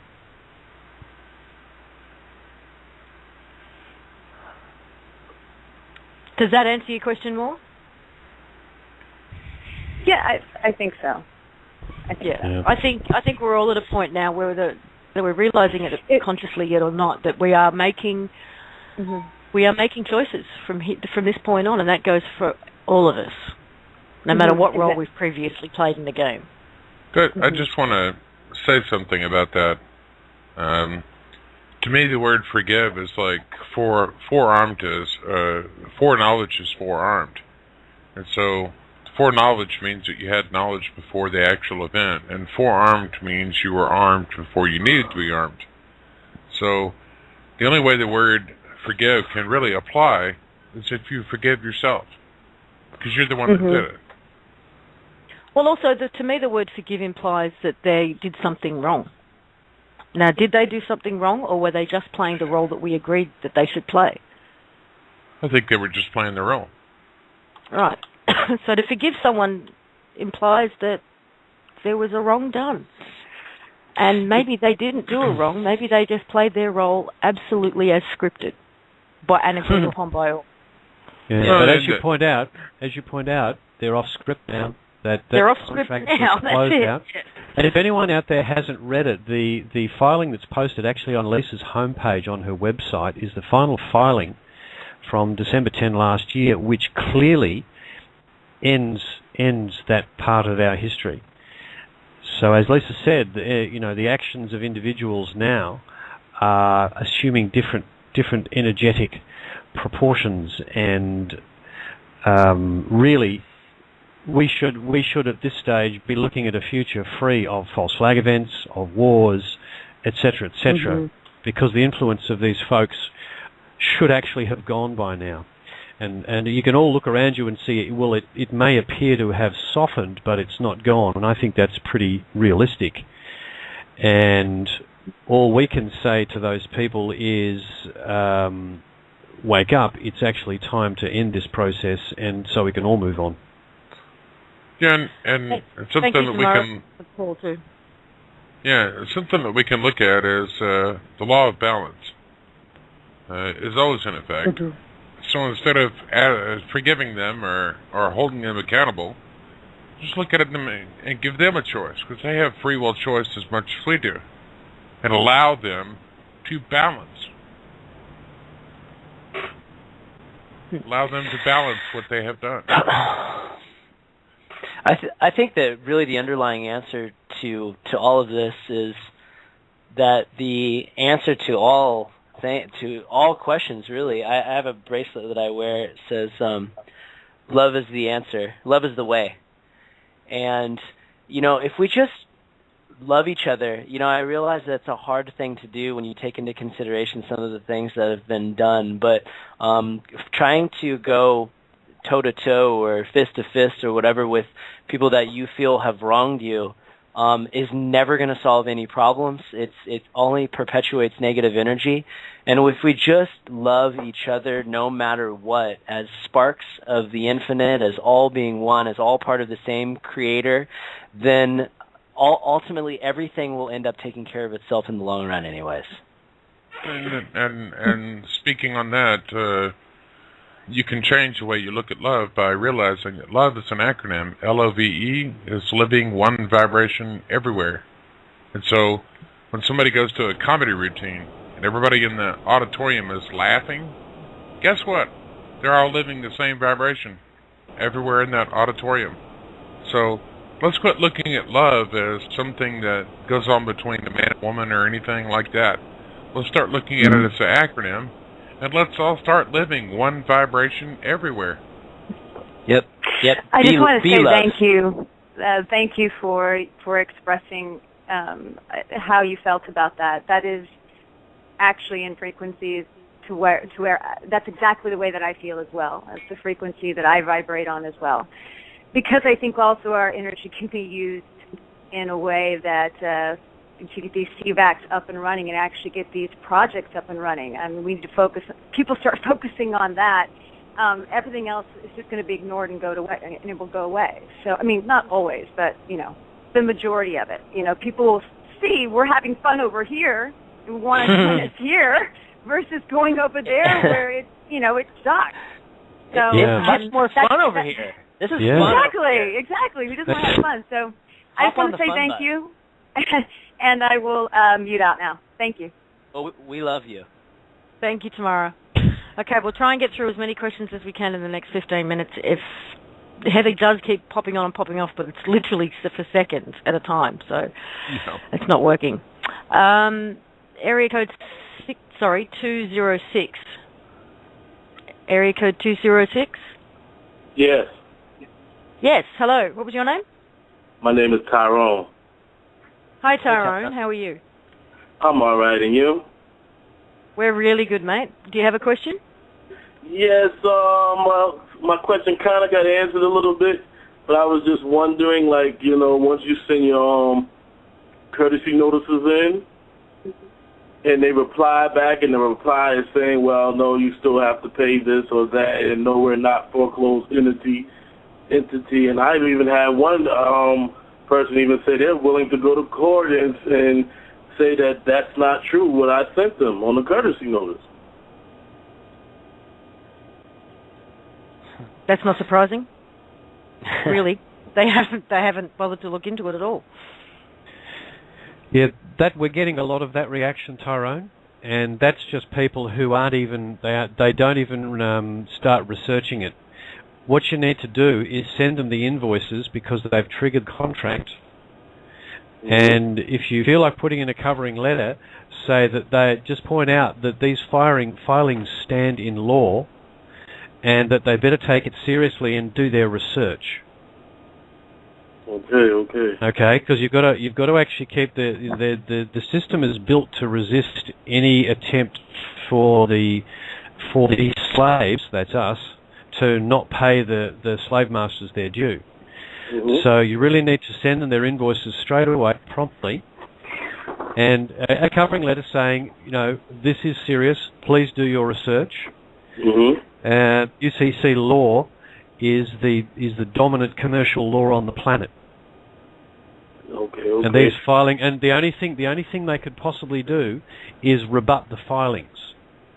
So suggested to them they better do some research and work out how to do that if they want to have any success with you. Okay, and one more question. Like when the banks say that's what I need, how I need to reply to the banks, also, right? Yes, it's the same reply. They're all foreclosed. And the IRS? Yep, all of them. They're all corporations. Okay. All of them.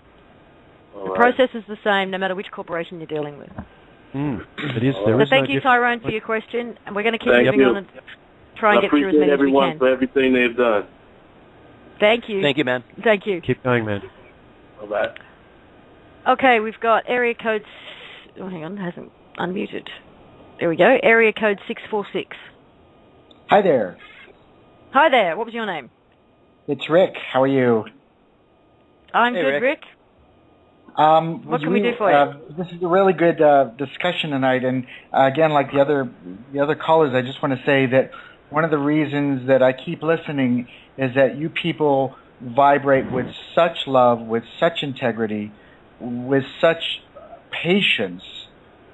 And you're here every week. That's what really brings me back, and I'm just hungry for more information and more knowledge, and just to hear your voices. I feel like I'm getting to know you people. But my question is, we've been talking a lot tonight about loving people, forgiving people, and we've also called them slave masters here and there. And it came to mind that it's kind of like a chess game.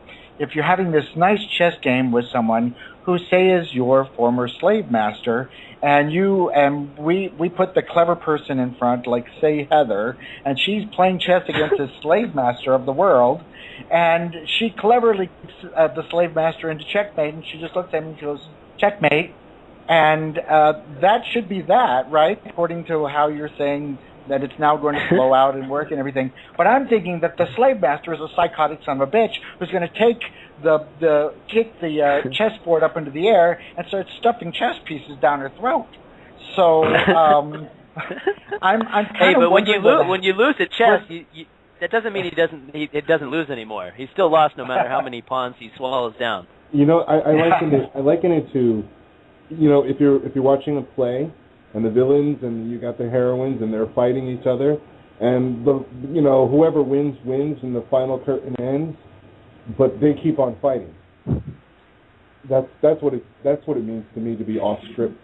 The play is over, but some people are still fighting and still playing their roles, even though the curtain's gone down. Yeah. The director's been cut, but that's still going on. Yeah. My question for you then is this, and I see you. I feel you people really being, and Heather always talks about doing and being. And I moved to the country from New York City about a year ago just so I could get away from all of the frenzy and everything. And now I go back in there and I just see these people that are just so plugged into everything, and I just want to kind of move away from it rather than confront it or even muster up the patience to try to deal with it. So what's the nice sweet spot? What's a nice sweet spot of doing and being with people who are off script? information. The reason they're still behaving in that frenetic manner is that they just don't have the information yet. It's coming, and it will get to them, and you won't miss it when it does. But that's the difference between where you're at and where they're at, is the information that you are open to that they're not. I think that's the important point. You've got the memo, they haven't. That's Indeed. all. Indeed. Yeah. And as far as the system itself, the system has a tremendous amount of momentum, but can you? I mean, I can feel it winding down. Are you hearing about Afghanistan and Iraq and Syria now? Not really.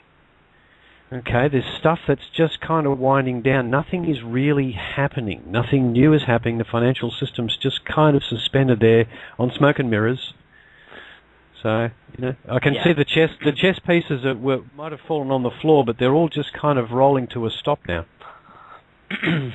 Thank you, Rick, for calling in and for your questions. We're going to quickly move on, see how many more we can get to. But thank you very much. You're welcome. Okay, we have area code 606. Area code 606. Hello. Hello. What was your name? Hello. My name is Mark. I have a question now. The Fed is supposed to be no more. There was a 100-year contract with them, and they were supposed to be dissolved in December. I didn't file my taxes last year. And I've got an appointment tomorrow because I'm going through unfortunately, I'm going through bankruptcy, and I was told that I need to file. So I'm just a little confused. I'm kind of new to this, but why does the IRS have this power yet over the citizenry, or do they? Well, they sure are pretty. No, they don't. They're good at creating the illusion that they still have that power over the citizenry or the people, but that's just because the people are still in a place where they don't all know yet, and they're complying. If everybody all at the same time became aware that the IRS is no more, they're part of the system that has been foreclosed on, well, they would lose all their force and they would lose all their power. So it's up to everybody to decide at this point when they come to decisions like that what they choose to do. Because what we can't do is give anybody any legal advice or tell people this is what you need to do and how you should handle it. But at this point, it's up to you whether or not you decide to comply while we're waiting for the whole house of cards to come tumbling down publicly. But see, I'm sorry. To your meeting. That's what I would do. But that's, again, it's not legal advice. I'm just telling you what I would do under those circumstances. You say you would wait? I know I would. Well, if your meeting's tomorrow, did you say? Yeah, right. Yeah. You could take a courtesy notice along with you and hand that over before you even sit down and have a discussion with them. But that's, again, I'm just saying that it's not legal advice. All I can give you is what I would do under those circumstances. You understand, I'm a little concerned about signing this form, and then, of course, it's an educational piece of, it's a piece of educational material and an offer from you to them to contract, because, and it's up to them whether or not they wish to accept that offer. They've presented you with an offer. That's all they've really done. They've presented you with an offer to come in and go through an arrangement where you'll pay them some money. Right. Well, see, I've been asked by my lawyer to file before the bankruptcy is filed. So I wasn't going to file at all. I wasn't going to file this year either, because I'm trying to let them die, So. Yeah, well, we don't want to give the system any more value by continuing to participate with it, and this is where the rubber meets the road. It's that moment where you've got to make a decision whether to actually stand in the space that's been provided by the OPPT's actions. Mark, if you did a little research, you'll find that the IRS was illegal from the get-go. Right. So, they were. That was always something that was by consent. And there is no law that requires you. But, just remember that what they've sent you is an offer. They just make it look like a demand. Right. Right. Except, like I said before, I'm being asked by my bankruptcy lawyer to file, and so now I feel like I'm caught between a rock and a hard place. Either so. Okay. Guys, we only have 60 seconds left. We will go over time. You won't hear it if you're just listening on Blog Talk. If you've called in, you'll continue to hear the program. But you'll be able to hear whatever happens after this on the recording. If you go back and listen to it, that will be available within 5 minutes of us actually finishing the show. But I know we're going to lose a lot of you in the next few seconds. Excuse me. But if you've called in, you'll be able to hear the rest of the show. Thank you very much, Mark. I hope we've been able to give you some guidance there. Yes, you have, and I want to say thank you to all of you. No, thank you. Thank you. Thank you. Okay. We will try and move on and get to as many of these people as we can. They've been holding on for quite some time. You're right. Okay, thank you. Thank you. Everybody join in tomorrow, or tune in tomorrow for the Collective Imagination Show. If we don't have Heather, we obviously didn't get Heather today, but we'll hopefully have her tomorrow. So tune in then. And we'll talk to you. See, if it wasn't for the bankruptcy, I wouldn't even go. Oops, sorry, I think I just cut him off. Yeah. I didn't mean to. Sorry, Mark. Area code 818. Area code 818. L.A.? Hang on, it's still coming that through. Me? That's you, yes. Oh, What's your name? yeah, I'm in Southern California. Hello? Yeah. Hello. Yeah, I was reading all the documents. I'm sorry, I have a heavy accent. That's okay, I can understand you, but what's your name? Melba. Melba. Hi, Melba. Hi. How are you? Good. Okay, I've been reading all the documents from Curtis Norris, and I haven't ready, to send it to the bank because I have a mortgage. And but my question is, because I don't have the name of the person to send it, to the bank. So, and what should I do? Should I just say the name of the bank? No, you do want to get it to an individual. But if you go on to, I think it's a consumer, what's that website? There's a website that will actually, there is a website, I'm trying to think of the name of it, that will actually give you the name, at the very least, of the CEO or the CFO. Business Bureau, I think. The Better Business Bureau.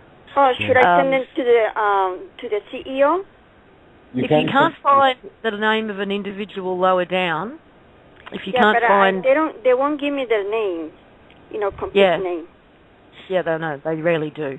Yeah. So at the very least, you can go straight to the CEO or the CFO. Yeah, okay. And their name you should be able to get. Yeah. The other place you'll find it is the banks almost always have websites with some details of senior officers on them. Yeah, I did find out, this is a city, and this is, a huge bank, and I did find out, who is the CEO. Okay. Well, that's your best bet then, if that's the only name you can get. It's not uncommon for them not to give any detail of that at all.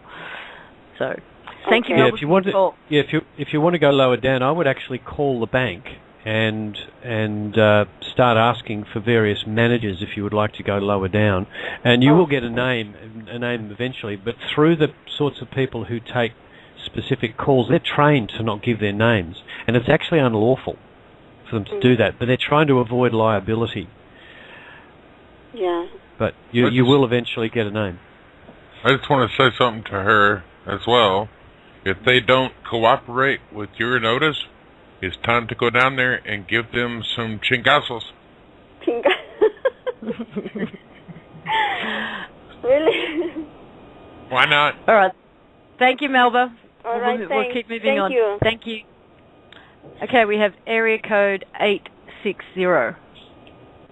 Fantastic. Am I on? You are on. What was your name?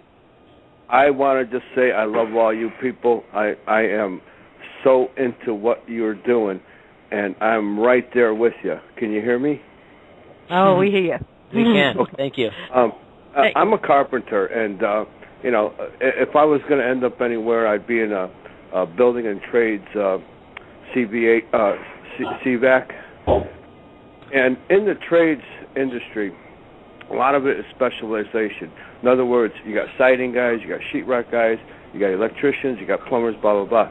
And you touched earlier on looking forward to what we should do with the CVACs and what stuff like that. But I'm so excited. But I think as far as the show is concerned, like these show tonight, what you may have to do, or may I suggest, is that if we can have a show every night that specializes in something like, somebody has questions on the letters or whatever, and separate things. So like on Wednesday nights, okay, we're going to be talking about this, and so on and so forth. But I also want to mention that if you can have like a guest on, sort of like Peter Joseph or Jacques Presto and Roxanne Meadows, that would be awesome. I can't wait till they get on board with this, because I'm waiting. I'm dying to hear what they have to say, and I have a whole laundry list of stuff to talk about, and I'm not going to use up all your time. But if you could just elaborate on that a little bit, I'd appreciate it.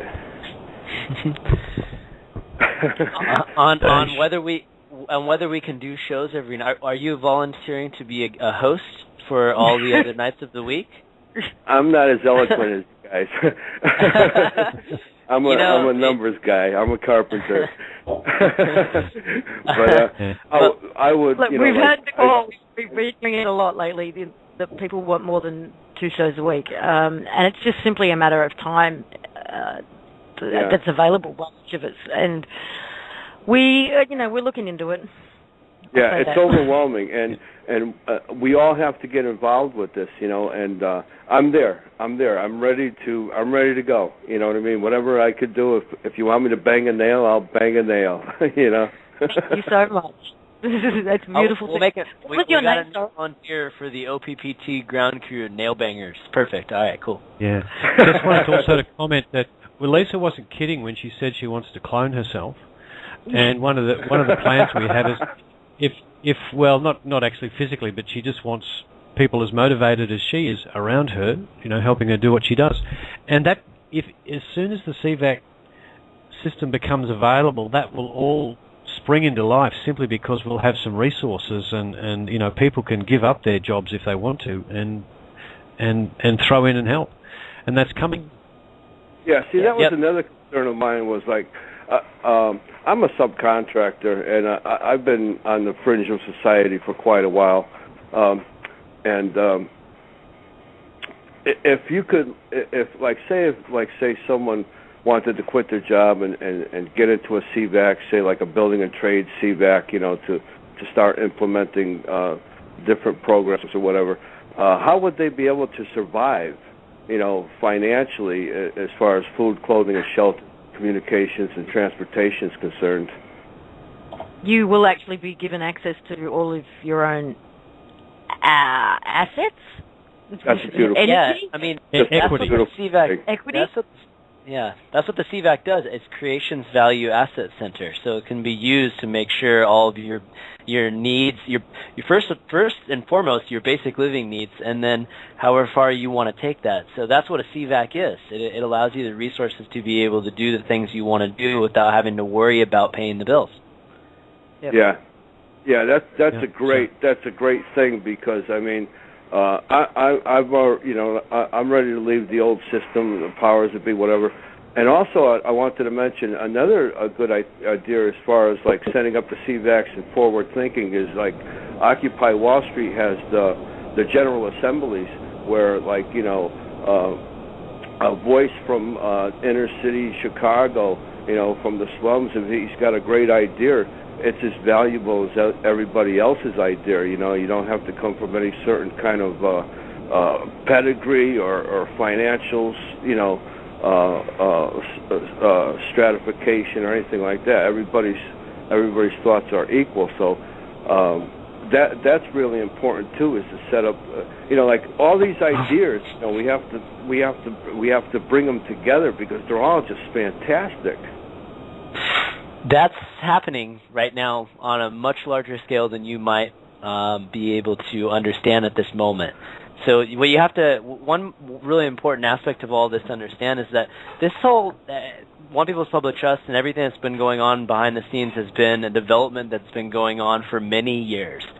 So there's all sorts of people that are working behind the scenes to roll out all sorts of fascinating new projects, inventions, free energy. I mean, the list goes on and on and on and on and on. It's just not out in the open just yet. But once it is, it'll explode, and by all means, you will have plenty of access to get involved with all sorts of fascinating projects all around the world, globally. That's what's coming right now.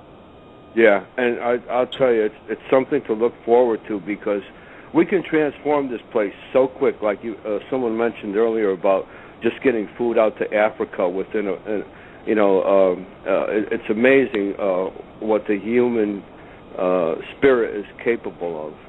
Yeah, because what you have to remember too is whereabouts are you now in the U.S.? Connecticut. Connecticut. Okay, you're sitting in a country with no borders. Yeah. Because all the corporations that ran the country is gone, and there are no countries because all the governments are gone. There's nothing but us here, and the whole concept of having to produce passports to move from place to place is just going to fade away as the old system fades away.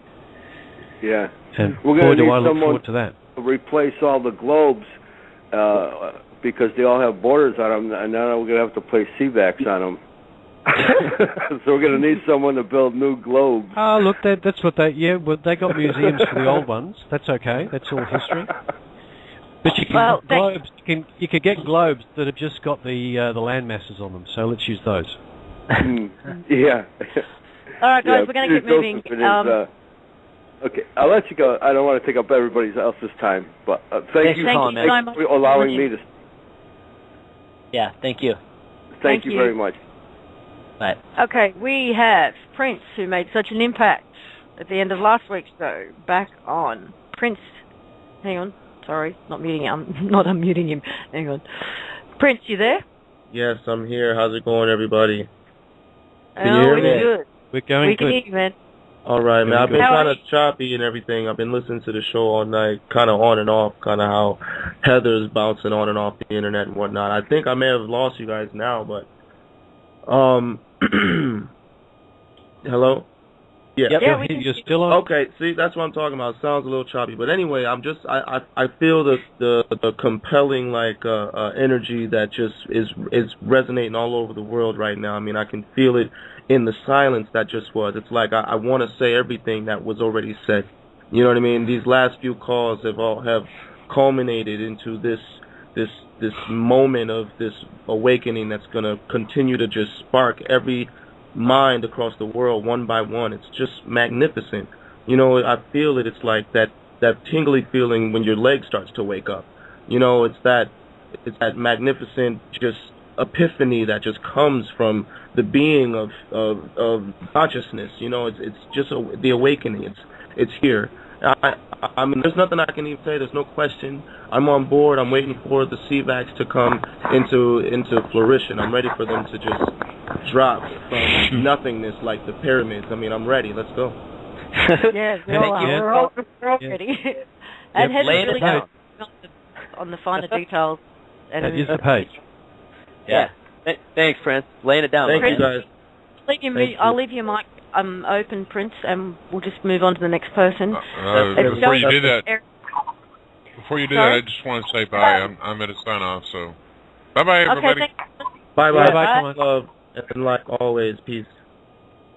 We have what's showing up is area code 111. So God? Skype call. Is it God? No, it's just a Skype call. 111. In fact, is what it's showing up as. So if you're in the queue and you've put your hand up, please just say hi. It may be you. Hello. Hello? No? I don't know, yes. maybe because my telephone is not shown, maybe that's why. It's 111. What was your name? I will show. Yes. My name is Irina, and I just want to ask at first, when the show is, usually when the show time is coming, when usually, every day, or not every day, and what time the show is running? Excuse me, this show is on every week, depending on where you are. It's either Monday evening at, what's the US times? It's at 4 o'clock on Mondays Pacific time, 7 o'clock Eastern. 7 o'clock Eastern? 7 o'clock Eastern. Okay. 7 Eastern till 9 Eastern, or till when? Correct. Till 9. Okay. We are running over. Mm-hmm. They tend to give us a little bit extra if we need it. But that's it, once a week. And then the following day, we have the Collective Imagination show, which is 1 hour later. So 8. So it's starts at 5 Pacific, 8 o'clock Eastern. 8 o'clock Eastern. And the telephone for that show would be different, right? Yes, if you go to the Blog Talk channel, you'll find the call-in number for it. Okay. They're different each time. Did you actually have a question up on that, Adina? Yes, I do have a question. I don't know how I can ask that quickly, but I have an unbelievable situation when somebody who came from foreigner country, my husband is American, born American, and he bought in the middle of his life with me together the house, which we 15 years we paid mortgages, never were late. We paid taxes, we developed the property, put retirement money in, and we're going to retire there. All of a sudden, next to us bought an immigrant from small country, Estonia, and he demanded openly that he is going to take all our land, and we are supposed to give it to him as a gift. First, the fire department was involved, delivering to him that. Then Department of Building approved him build. Then police department okayed him to beat us up, to threat our lives, and to finally we went to court, and in the court named as a corrupted judge by Daily News, Larry Martin. He is granting practically our property to that person. All our motions for injunction, preliminary injunction, all of it denied. Or he practically denied even motions which never had a hearing without anyone's presence. So he is going wild. In court, we are abused, we are yelled at. The clerk of his acting like an advocate for that Estonian immigrant. So if he doesn't show up, it's automatically adjourned without any agreement from us. We are practically victimized everywhere he goes. We went to local government, public advocate Bill de Blasio in New York City, dumping us. And then in February of last year, it was 2 policemen on our property, and they arrested us, frame us to go to jail for 7 years. Thanks God we had security cameras, and we showed that we didn't do anything wrong. Our case was dismissed, but all policemen, sergeant and policemen, they never got punished. So the person who needed that us to go to jail and take our property, our home, our money, he was actually right there, and he was watching how they were performing that. He never was questioned. He also stated, even to report it, that he saw that we were killing police officers, which never happened. So nobody ever punished him or anyone else. So one of the policemen were sent to jail for 1 night, not even felony. So we practically getting destroyed. We lost $150,000 stolen by the attorneys. One attorney after another sign retainer with us, take the money and gone. And this Estonian just laughing to our faces. He's ready to take us over. And I'm sure he doesn't pay that big money to take us over. Who's behind him? Who we should send? Sorry. Can I just interrupt for a second? What is this person's claim on your property? No, he's not claiming. He's demanding that we must give it to him, our land, as a Based gift. on what? Based on nothing. Based that he's such a great person. He's above the law, and we are garbage. We're not even humans, And that's based on it's only basis that he's demanding it. So wherever we go, and this is actually getting traction in a court. It's everywhere. I mean, in the court, in the local government office, they think it's a civil matter. It's not civil matter. We look at penal code, penal law of United States and New York State precisely, and federal law of United States.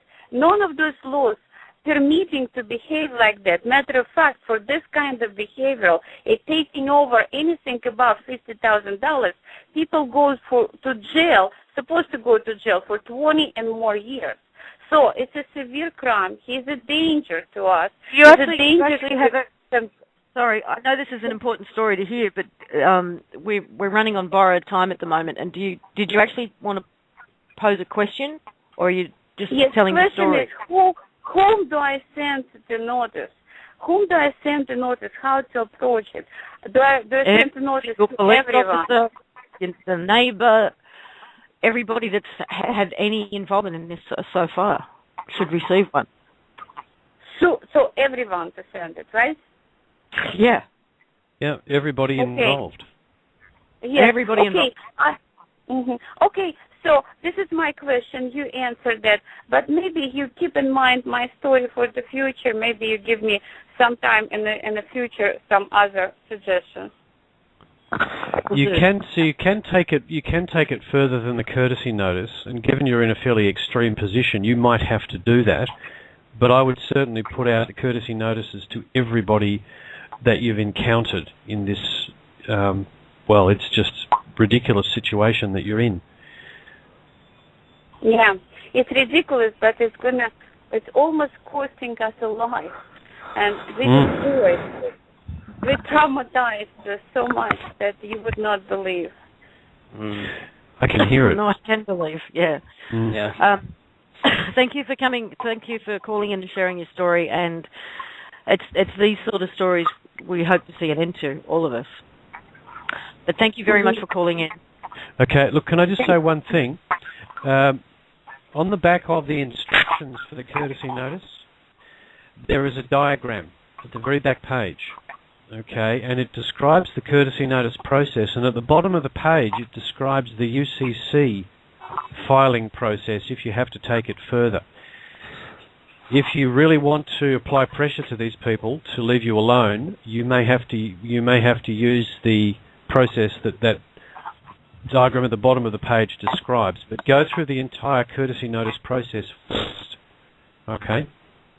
Yes. Okay. Thank you so much. Thank you so much. Thank you. Okay. That was horrible. I'm so sorry to hear that story. Well, I'm just appalled to hear that's going on. It's just outrageous. Okay, we've got area code 843. Area code 843. Yes. Yes, area code 843. Hello. What's your name? Is Desiree. Yes. Desiree. Hello. How are you guys doing? Yes. Good, thank you. Good. Yes. I wanted to know whether like places like One Main Financial and like Title Maxes are all those places foreclosed too?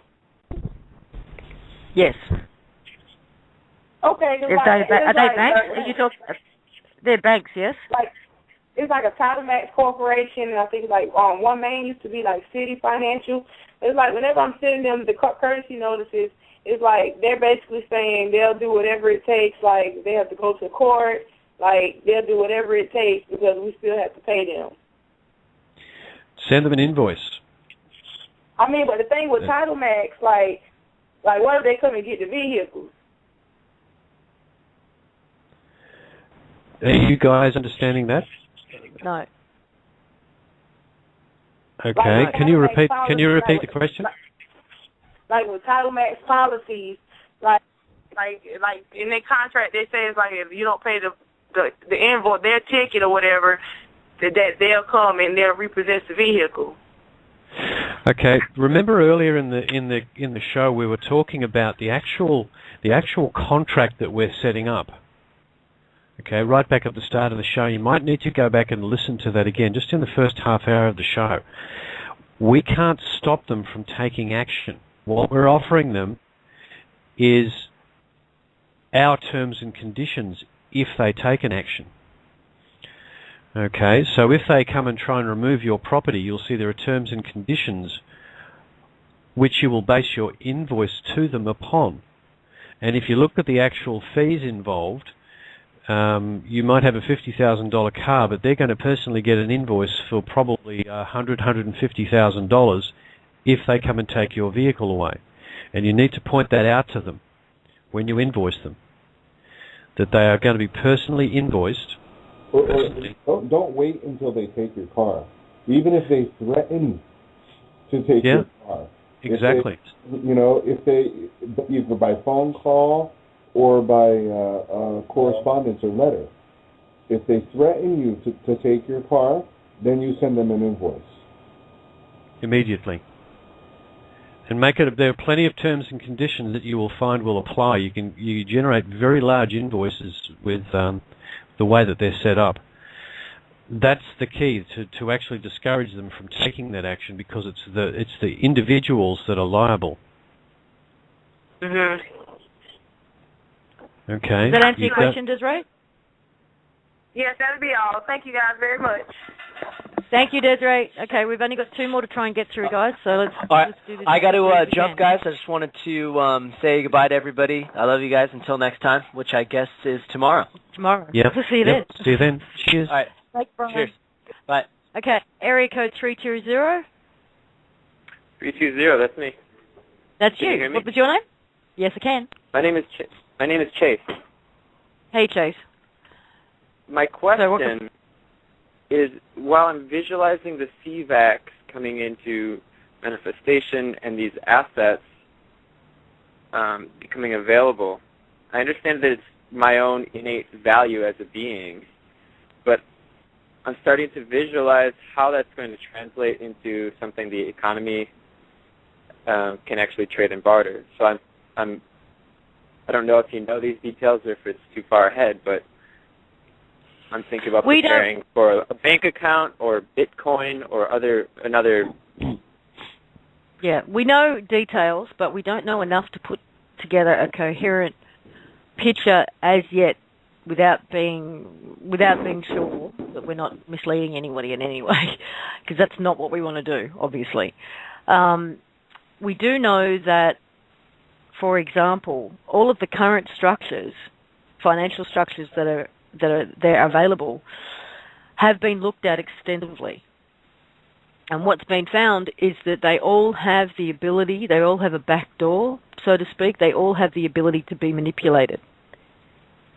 So none of them are suitable, because none of them offer absolute transparency and kind of firewall against any form of manipulation or fraud. Yeah, they're not free from special interest, which is the people who like to sit in back rooms and manipulate situations because of those back doors and because the system around them is so corrupt. The whole thing about whatever financial system we end up with, it needs to be incorruptible and it needs to be completely transparent.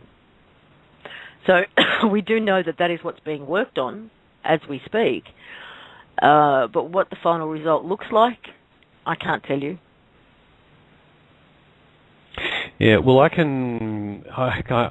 thing I can say is that some distance down the track, the technological shift we're going to go through is, and this sounds a touch weird, but it appears to be a fact that the exchange will actually be energetic, and it will actually be real, and that is us using our energy without representation. So there's no gold involved, there's no nominal digital currency involved, there's no nothing. Now that's down the track.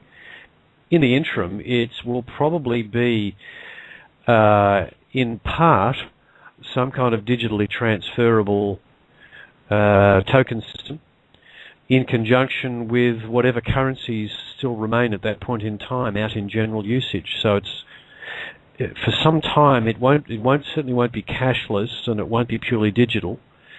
And whether we ultimately go to a pure digital one before we go to pure energy exchange, I can't say. But the control of the CVAC is entirely up to us, and it'll depend on how we feel at that point. And given we've got a big transformation to go through before you even get there, it's a little difficult to say which way we'll go. Mm. Does that make any sense? Did I make any sense at all with that stuff? It does make sense. And it reminds me of Bitcoin. I've been looking into that a little bit. Have you heard of Bitcoin? Yes, I'm somewhat familiar with the digital currencies on the internet. And look, it may the initial way we move value around may well look a lot like something like Bitcoin, but it won't be. It will be something that will be absolutely custom built because of the security problems with the old systems. Okay. Okay. Thank you so much, Chase. Okay, guys, we've only got one more, so let's see if we can't... Oh, where's my mouse gone? Where has my mouse gone?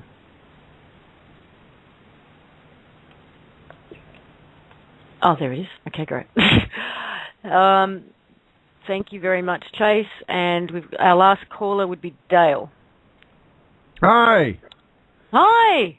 Hi, guys. Listen, this is Dale Benedum, Dale After Dark on the Hey, Dale.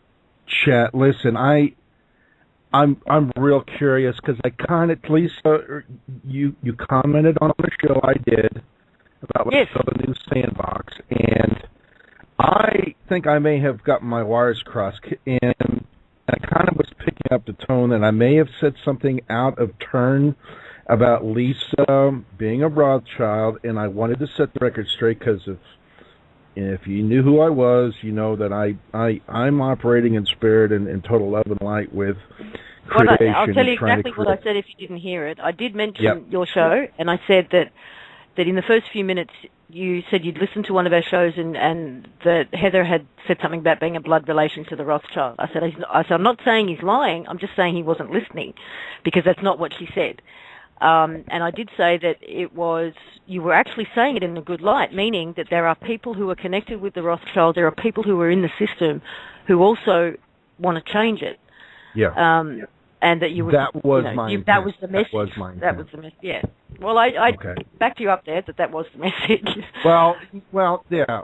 And I just want to go on record saying I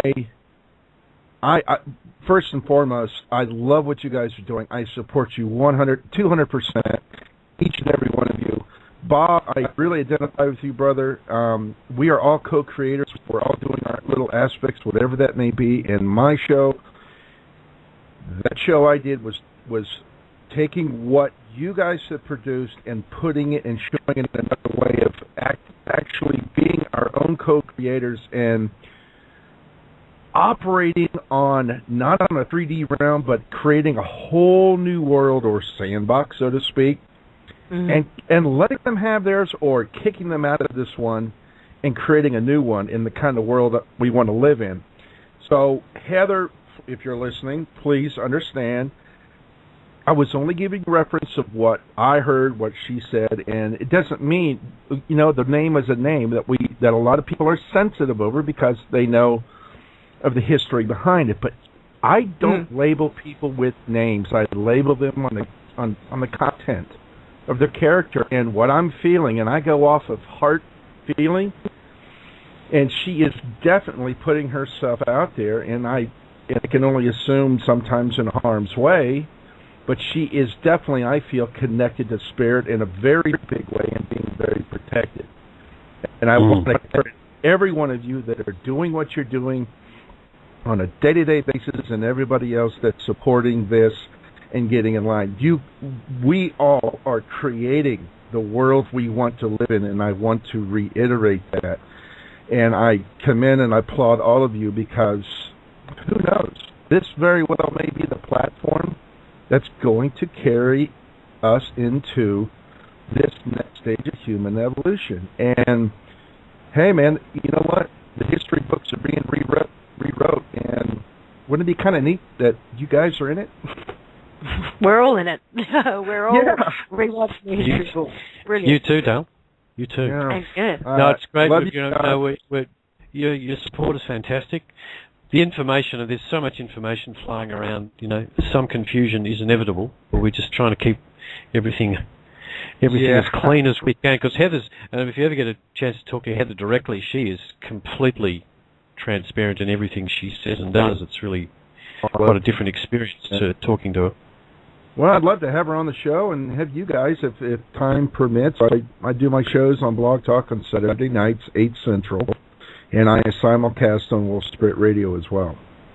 And would love to have you guys have another platform if you'd like to put it together. So I'll just put that out there, and you can get through to me on Blog Talk Radio messaging. Thank you so much, Dale. I'm glad you called in. I really am. I just wanted to clear that up, because I really felt bad. Like, oh my God, what did I do wrong? Oh, jeez. Yeah, I have a knack. Sometimes I think more than I can speak. I don't speak real well. I think faster than I speak, and sometimes the words don't get transmitted onto the radio, and I thought maybe that's what happened, and it did. Okay, so I wanted to clear that up. All right. I'm glad. Thank you so much. Well, thank you for giving me the opportunity to clear up. Thank you. No and problem. guys, we've gone 35 minutes over. I'm surprised that Blog Talk's allowed us to have it, but they haven't cut us off yet. So thank you so much for everybody hanging around for 2.5 hours. It's a long time, but there's always lots to talk about and always lots of questions. So tune in tomorrow for the Collective Imagination. We, fingers crossed that Heather can join us. And if she does, I know that there's a lot to talk about. And if she doesn't, there's also a lot to talk about. So either way, tune in tomorrow. Thanks, Bob and Chris, for hanging around all this time. Thanks to everybody else who joined us. Questions, participating in the chat room. You're all awesome. And we will look into doing more shows. We will look into perhaps doing, and I'm not going to make any promises as yet because I need to talk to the people that I'm going to ask to do them, maybe a show a week that's just dedicated to courtesy notices. Or maybe a show a week that's just dedicated to CVACs. These are the kind of ideas we can play with. Indeed. Yep. So, see what we can do. In the meantime, talk to you all tomorrow. Have a lovely evening, day, whatever's happening for you. See you later, guys. Good night. Good night. Now use this courtesy notice for almost any situation. You've just got to pick the right version, the right flavor of it. And the flavor is determined by at the very start of the courtesy notice, there's a section actually called Declaration of Facts that actually establishes who the respondent is. That's who the person it is you're sending it to, and it actually establishes the initial terms upon which you're basing the whole courtesy notice. So, are you still with us, Scott? Yep. Yep. Okay. Now I'll just read out the different types, and then we'll just quickly run through the intent behind each of them. There's a paper action where they send you a piece of paper, an actual incident where there's some sort of event, a future action, and then 2 general notices. One we've called Slavery Foreclosure General and Slavery Foreclosure Individual. Now, Scott, the paper action one is essentially the original version that we created. Yeah, it's basically the standard version, most of the actions that are received, people have a piece of paper that is part of the demand for money or demand for action from either a bank or a government. And the duly verified declaration of facts section you mentioned, the only modifications are to include the context in which the rest of the courtesy notice flows from. So all we're doing in that paper action one is pointing to the document that purports to be for example, a notice or an infringement notice or whatever the title of the document is that you actually get. Often they'll come with a reference number, drop that in there as well, and then hopefully you're going to have a document that's come from someone who you can put their name in there from, and they'll have also their address. So if you don't get their name, you may have to pick up the phone and do some calling to see if you can find out who or who's claiming responsibility for having sent that. Yeah, it could be if you can't get the actual person in, say, some kind of credit recovery department, you should be able to get the name of the person responsible for that department. Yeah. Somewhere you might have to just keep going up the old hierarchy system till you find someone who's got their name published or people are willing to point at that person as the one responsible. Indeed. Okay. Ideally, you want to go as low as you can, though, don't you? So it works its way up through the system. Yeah. Ideally, if you can get the individual at the lowest level, yes. If you think that what would happen is likely that individual would go, oh, hang on, I don't know about this. I'm going to ask my former. Yep. And it rattles its way all the way up to the top of the old hierarchy. Yes, it's actually shedding energy all the way up that chain and educating people, and that's really the one of the key things that's going on here is that information process. So that applies to all of these, except for possibly the last two, but they're very very specific, and we'll cover those in a moment. Okay, number 2 is the incident. Now this is for use with a physical incident, such as detainment, arrest, or imprisonment, where no documentation is provided, which does happen occasionally, and it's a form of catch-all. Do you want to speak to that, Scott? Yep.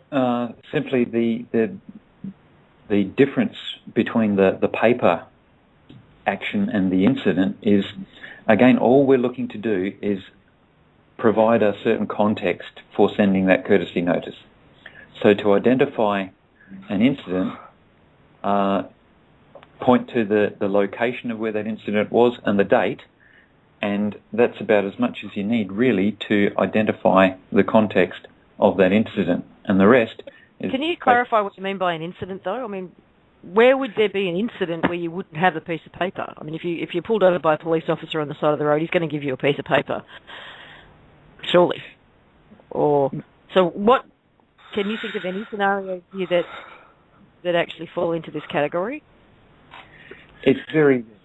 I would say that in most instances you're going to get it.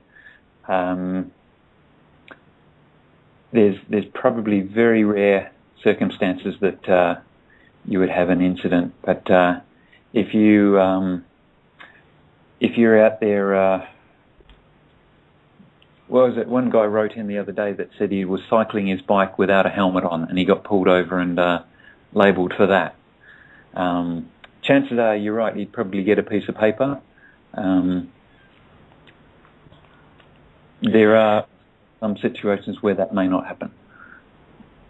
Okay. Yeah, this is intended basically to fill a little crack that we know exists, because there are people who get, for instance, pushed around by policy officers, not necessarily cited or fined, but mistreated physically, and this gives them the right to actually send it directly to the person who's doing it to them, to draw this whole situation to their attention.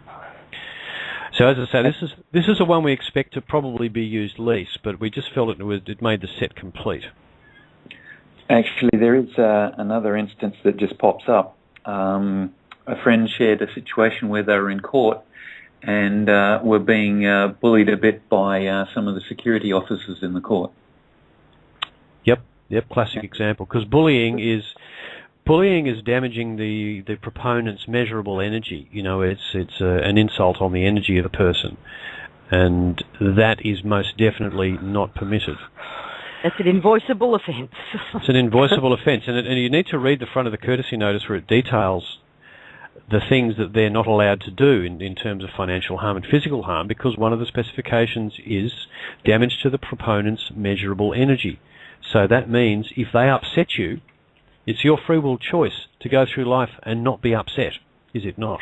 So if they're ruining your day, then they don't have a right to do that, and that's part of what the courtesy notice actually covers. Okay, now the third one is future action. Now, I'll just read out what we've got on the guidelines here. This can be sent to any individual acting as an agent for a foreclosed entity that may interact with you in the future. The fact that you've already submitted the courtesy notice to an individual, such as a police chief, means that any individual instructed directly or indirectly by that person is duly noticed by the notice to principal is notice to agent doctrine preserved in UCC 103. Scott, do you want to speak to that? Sure. It's, I suppose, rather than waiting for a piece of paper to turn up for a demand for payment, you're basically taking the initiative and saying, look, I recognise the environment that we're in at the moment, and before let's just say a classic example is the tax office. They tend to only harass you at the end of the year or the financial year in certain timing patterns. This document here gives you the ability to step in right away and write to them and say, look, with regard to any future action by, and list the name of the individual with the address of, drop their address in there, and then it launches into the rest of the courtesy notice. So it's talking to a non-specific incident or action in the future, and the context of that is set by your terms and conditions. So it's if they ring up and say, just wanted to wish you happy birthday, you're not going to smash out an invoice to them. It's the context is their future action demanding money or action from you, compelling you to do something. So based on your past experience, based on my past experience with your corporation, I know that come April or July, you're going to make contact with me again. So just to let you know, this is what happens if you do. This is the arrangement under which that can happen. Okay. So you're actually starting the contract earlier. You're not waiting for a communication and then making the offer of contract. You're actually making the offer of contract before they even contact you. And then as soon as anyone contacts you, it triggers the contract. So the very next time they send something to you, it's a done deal. They've accepted the contract, and you can invoice them. Gotcha. Now the way that it works is that the respondent, and I'll read this directly out. This is part of the one of the phrases in the courtesy notice itself. It says, respondent is cautioned of its compounding and accumulating liability through instructing, directing, or conspiring with colleagues in pursuing damaging actions against proponent. Should colleagues so instructed detrimentally damage proponent, they will be made jointly and severally liable through principal-agent doctrine preserved by Public Policy UCC 1-103. It is now your commercial and moral responsibility to inform them. Brian, do you want to mute yourself? Oh, yeah, sorry about that. That's okay.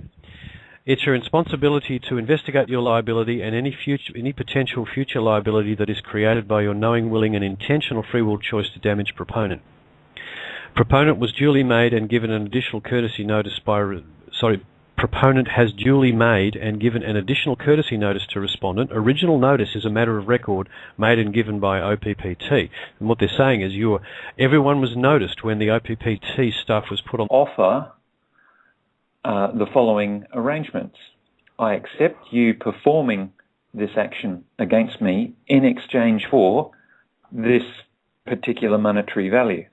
Now, if you put that monetary value at a very high value, the incentive there is for that person to stop it. If they perform the action, they've chosen the outcome. They've chosen to receive an invoice for that amount of money. It's a tool to assist in bringing that choice to a point where you go, no, don't really want to make that action. So, before you get into the courtesy notice, inspect your intent as to what you're looking to use it for. And if you spot any elements of how do I make them do this, how do I stop them do that, that sort of thing, I'd suggest starting again and just look at what you're willing to accept in exchange for them actually doing it.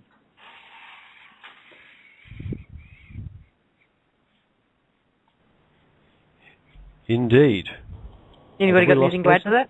No, I'm here. I was muted. Yeah, you have something to add?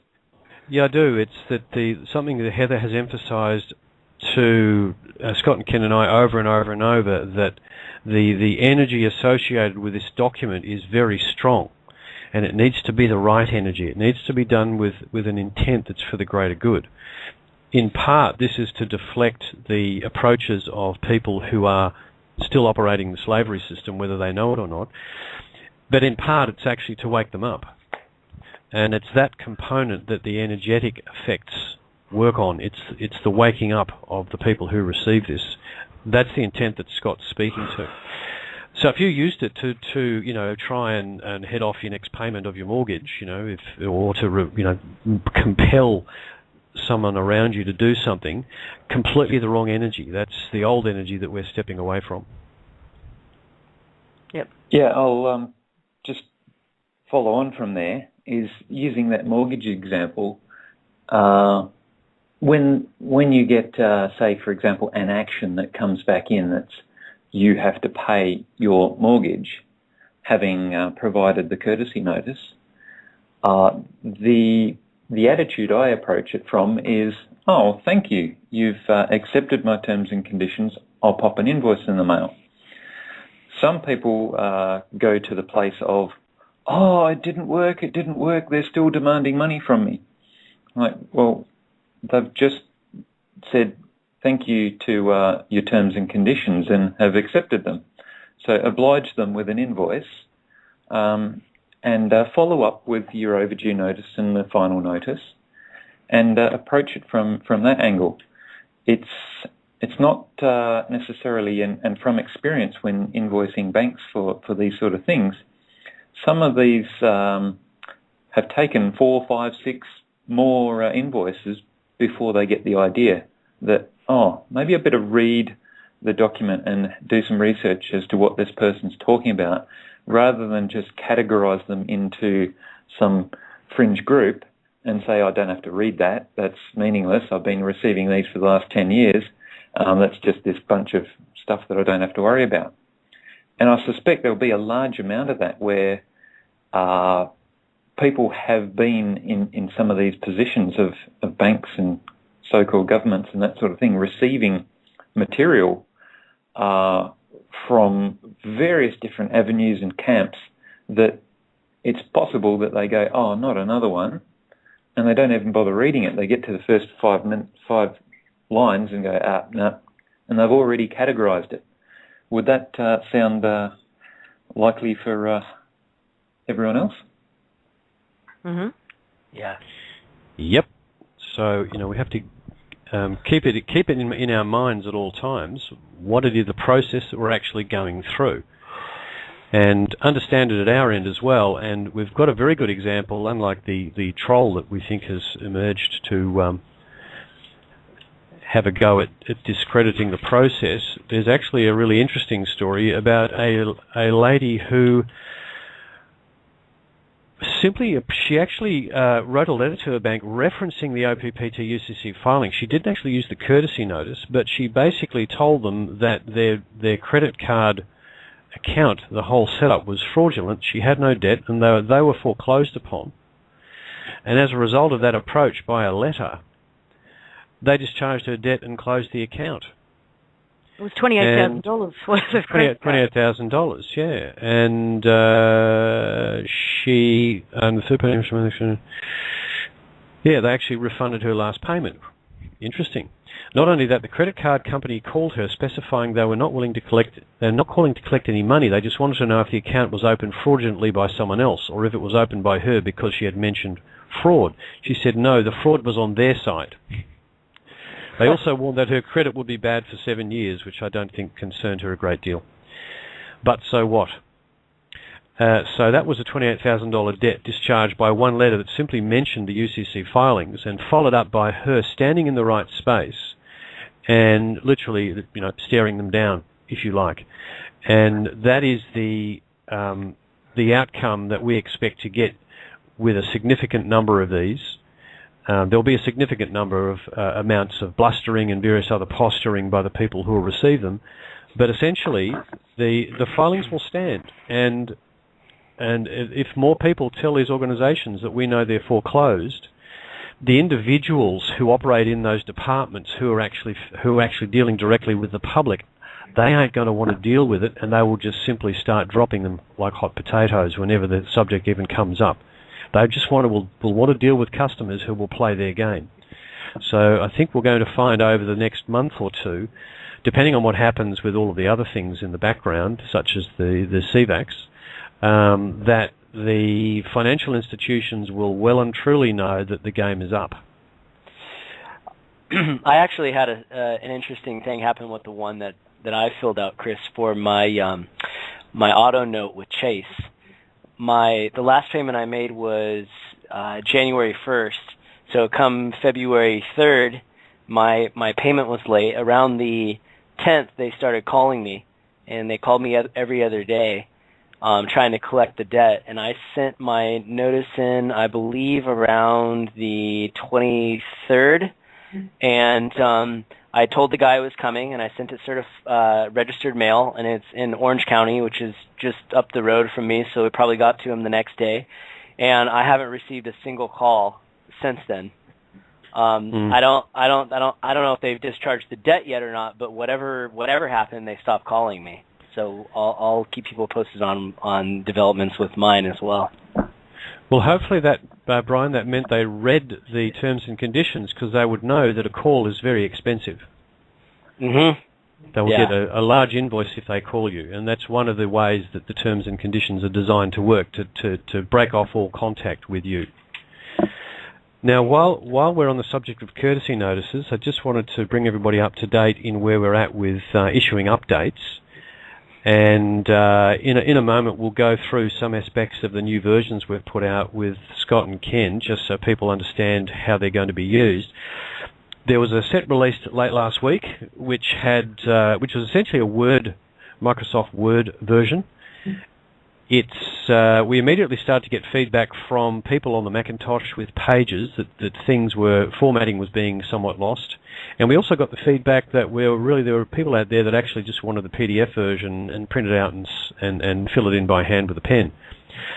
So today we're re-releasing that, and I think there'll probably be weekly updates for a little while we settle the whole set down.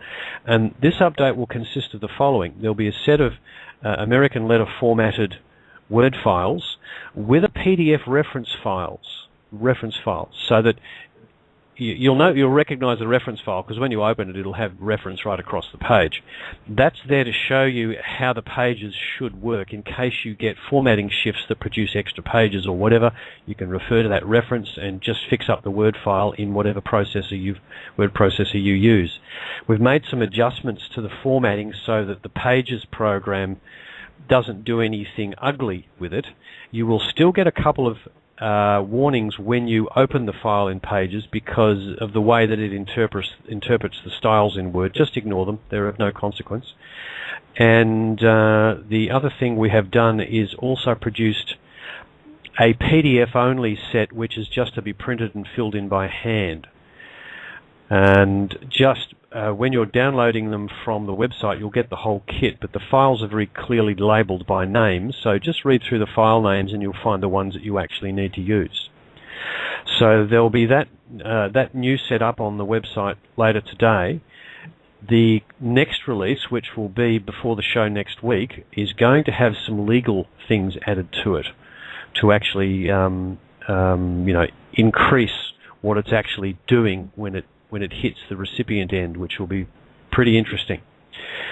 So look out for updates and keep an ear out on the show. Also, in the updates, in the update from last week, and we'll probably do the same with this one, there is a short audio update explaining what Scott and I are about to run through, which is the 5 slightly different versions of the document that we've put out there in this release. The intent here is that you can use this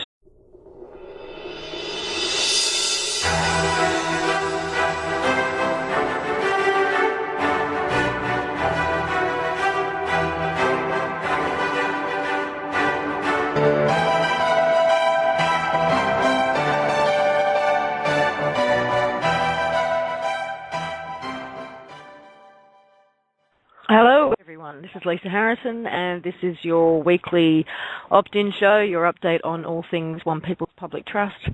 Welcome. We have all the usual suspects on the call. We've got Bob. Hello, hello, hello, Lisa. Hello, hello. And we've got Chris. Hi, Lisa. Hi, Bob. Hi, everybody. Good morning. And we've actually got the Bartles from Western Australia on the line as well. Hello, everyone. And who else have we got? We've got Brian. Yes, we've got Brian. Hello, and greetings to all. And Dee. Oh, where's that coming from? Dee, you got... I did a musical intro. You got to your computer. That's very funky. I don't know where it's coming from, but it's funky. Where's it coming from? Minimize your window, Steve. Don't look at me, guys. The music ain't coming from my side. Well, I will do again just to check. Bob, that's coming from the host. Yeah, it's coming from the host. Uh-huh. Hi, everyone. It's not my... I don't even... Okay, someone at the host end is doing some interesting things there. The host is listening to some groovy elevator music. It's coming from your computer, Dee. It's not. It is. When I unmute you in the Blog Talk in there, that's when I get the music. I don't know what I've got open. Apparently someone wanted us to have a dance party. Okay. Well, here, I've closed my internet down completely. Hold on. It's all good. And hopefully we will have Heather join us, but she's had internet issues all day, apparently. Horrific internet issues. Yes, we've got a lot to address today, though. First things first. What is first things first? There is a Facebook post, probably should discuss, that a gentleman outlines the scenario of a person coming into his car yard with some kind of check that he designed himself to buy a $200,000 car, and when the car yard refused to comply, he then used a courtesy notice on them to charge them 14,000 silver coins for not doing so. Now, we've all looked at this, and we all believe it's actually what was that word? It's a troll. A troll? Troll.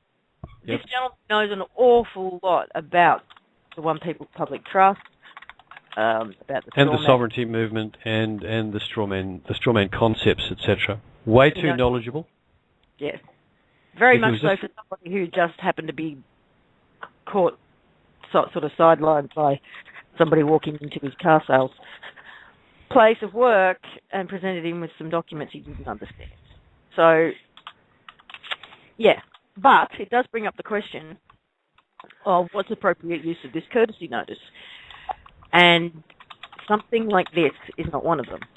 Whether this actually happened or not is irrelevant right now, but it does bring up the discussion of this is not a weapon, people, and I hope nobody's trying to use it as one. But do you guys want to, Scott, Ken, want to address, because the guidelines are very, very detailed in terms of its uses, the courtesy notice's use. Yeah, sure. I'll jump in on that one.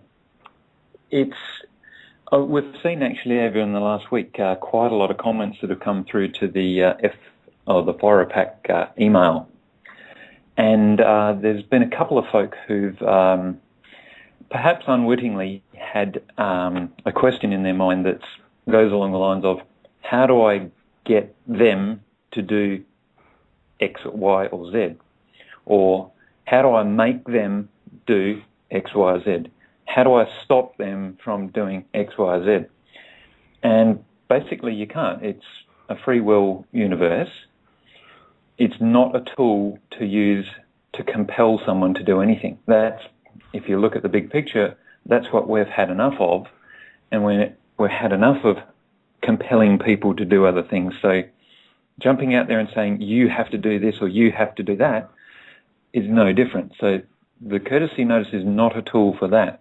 Instead, what it's saying is, I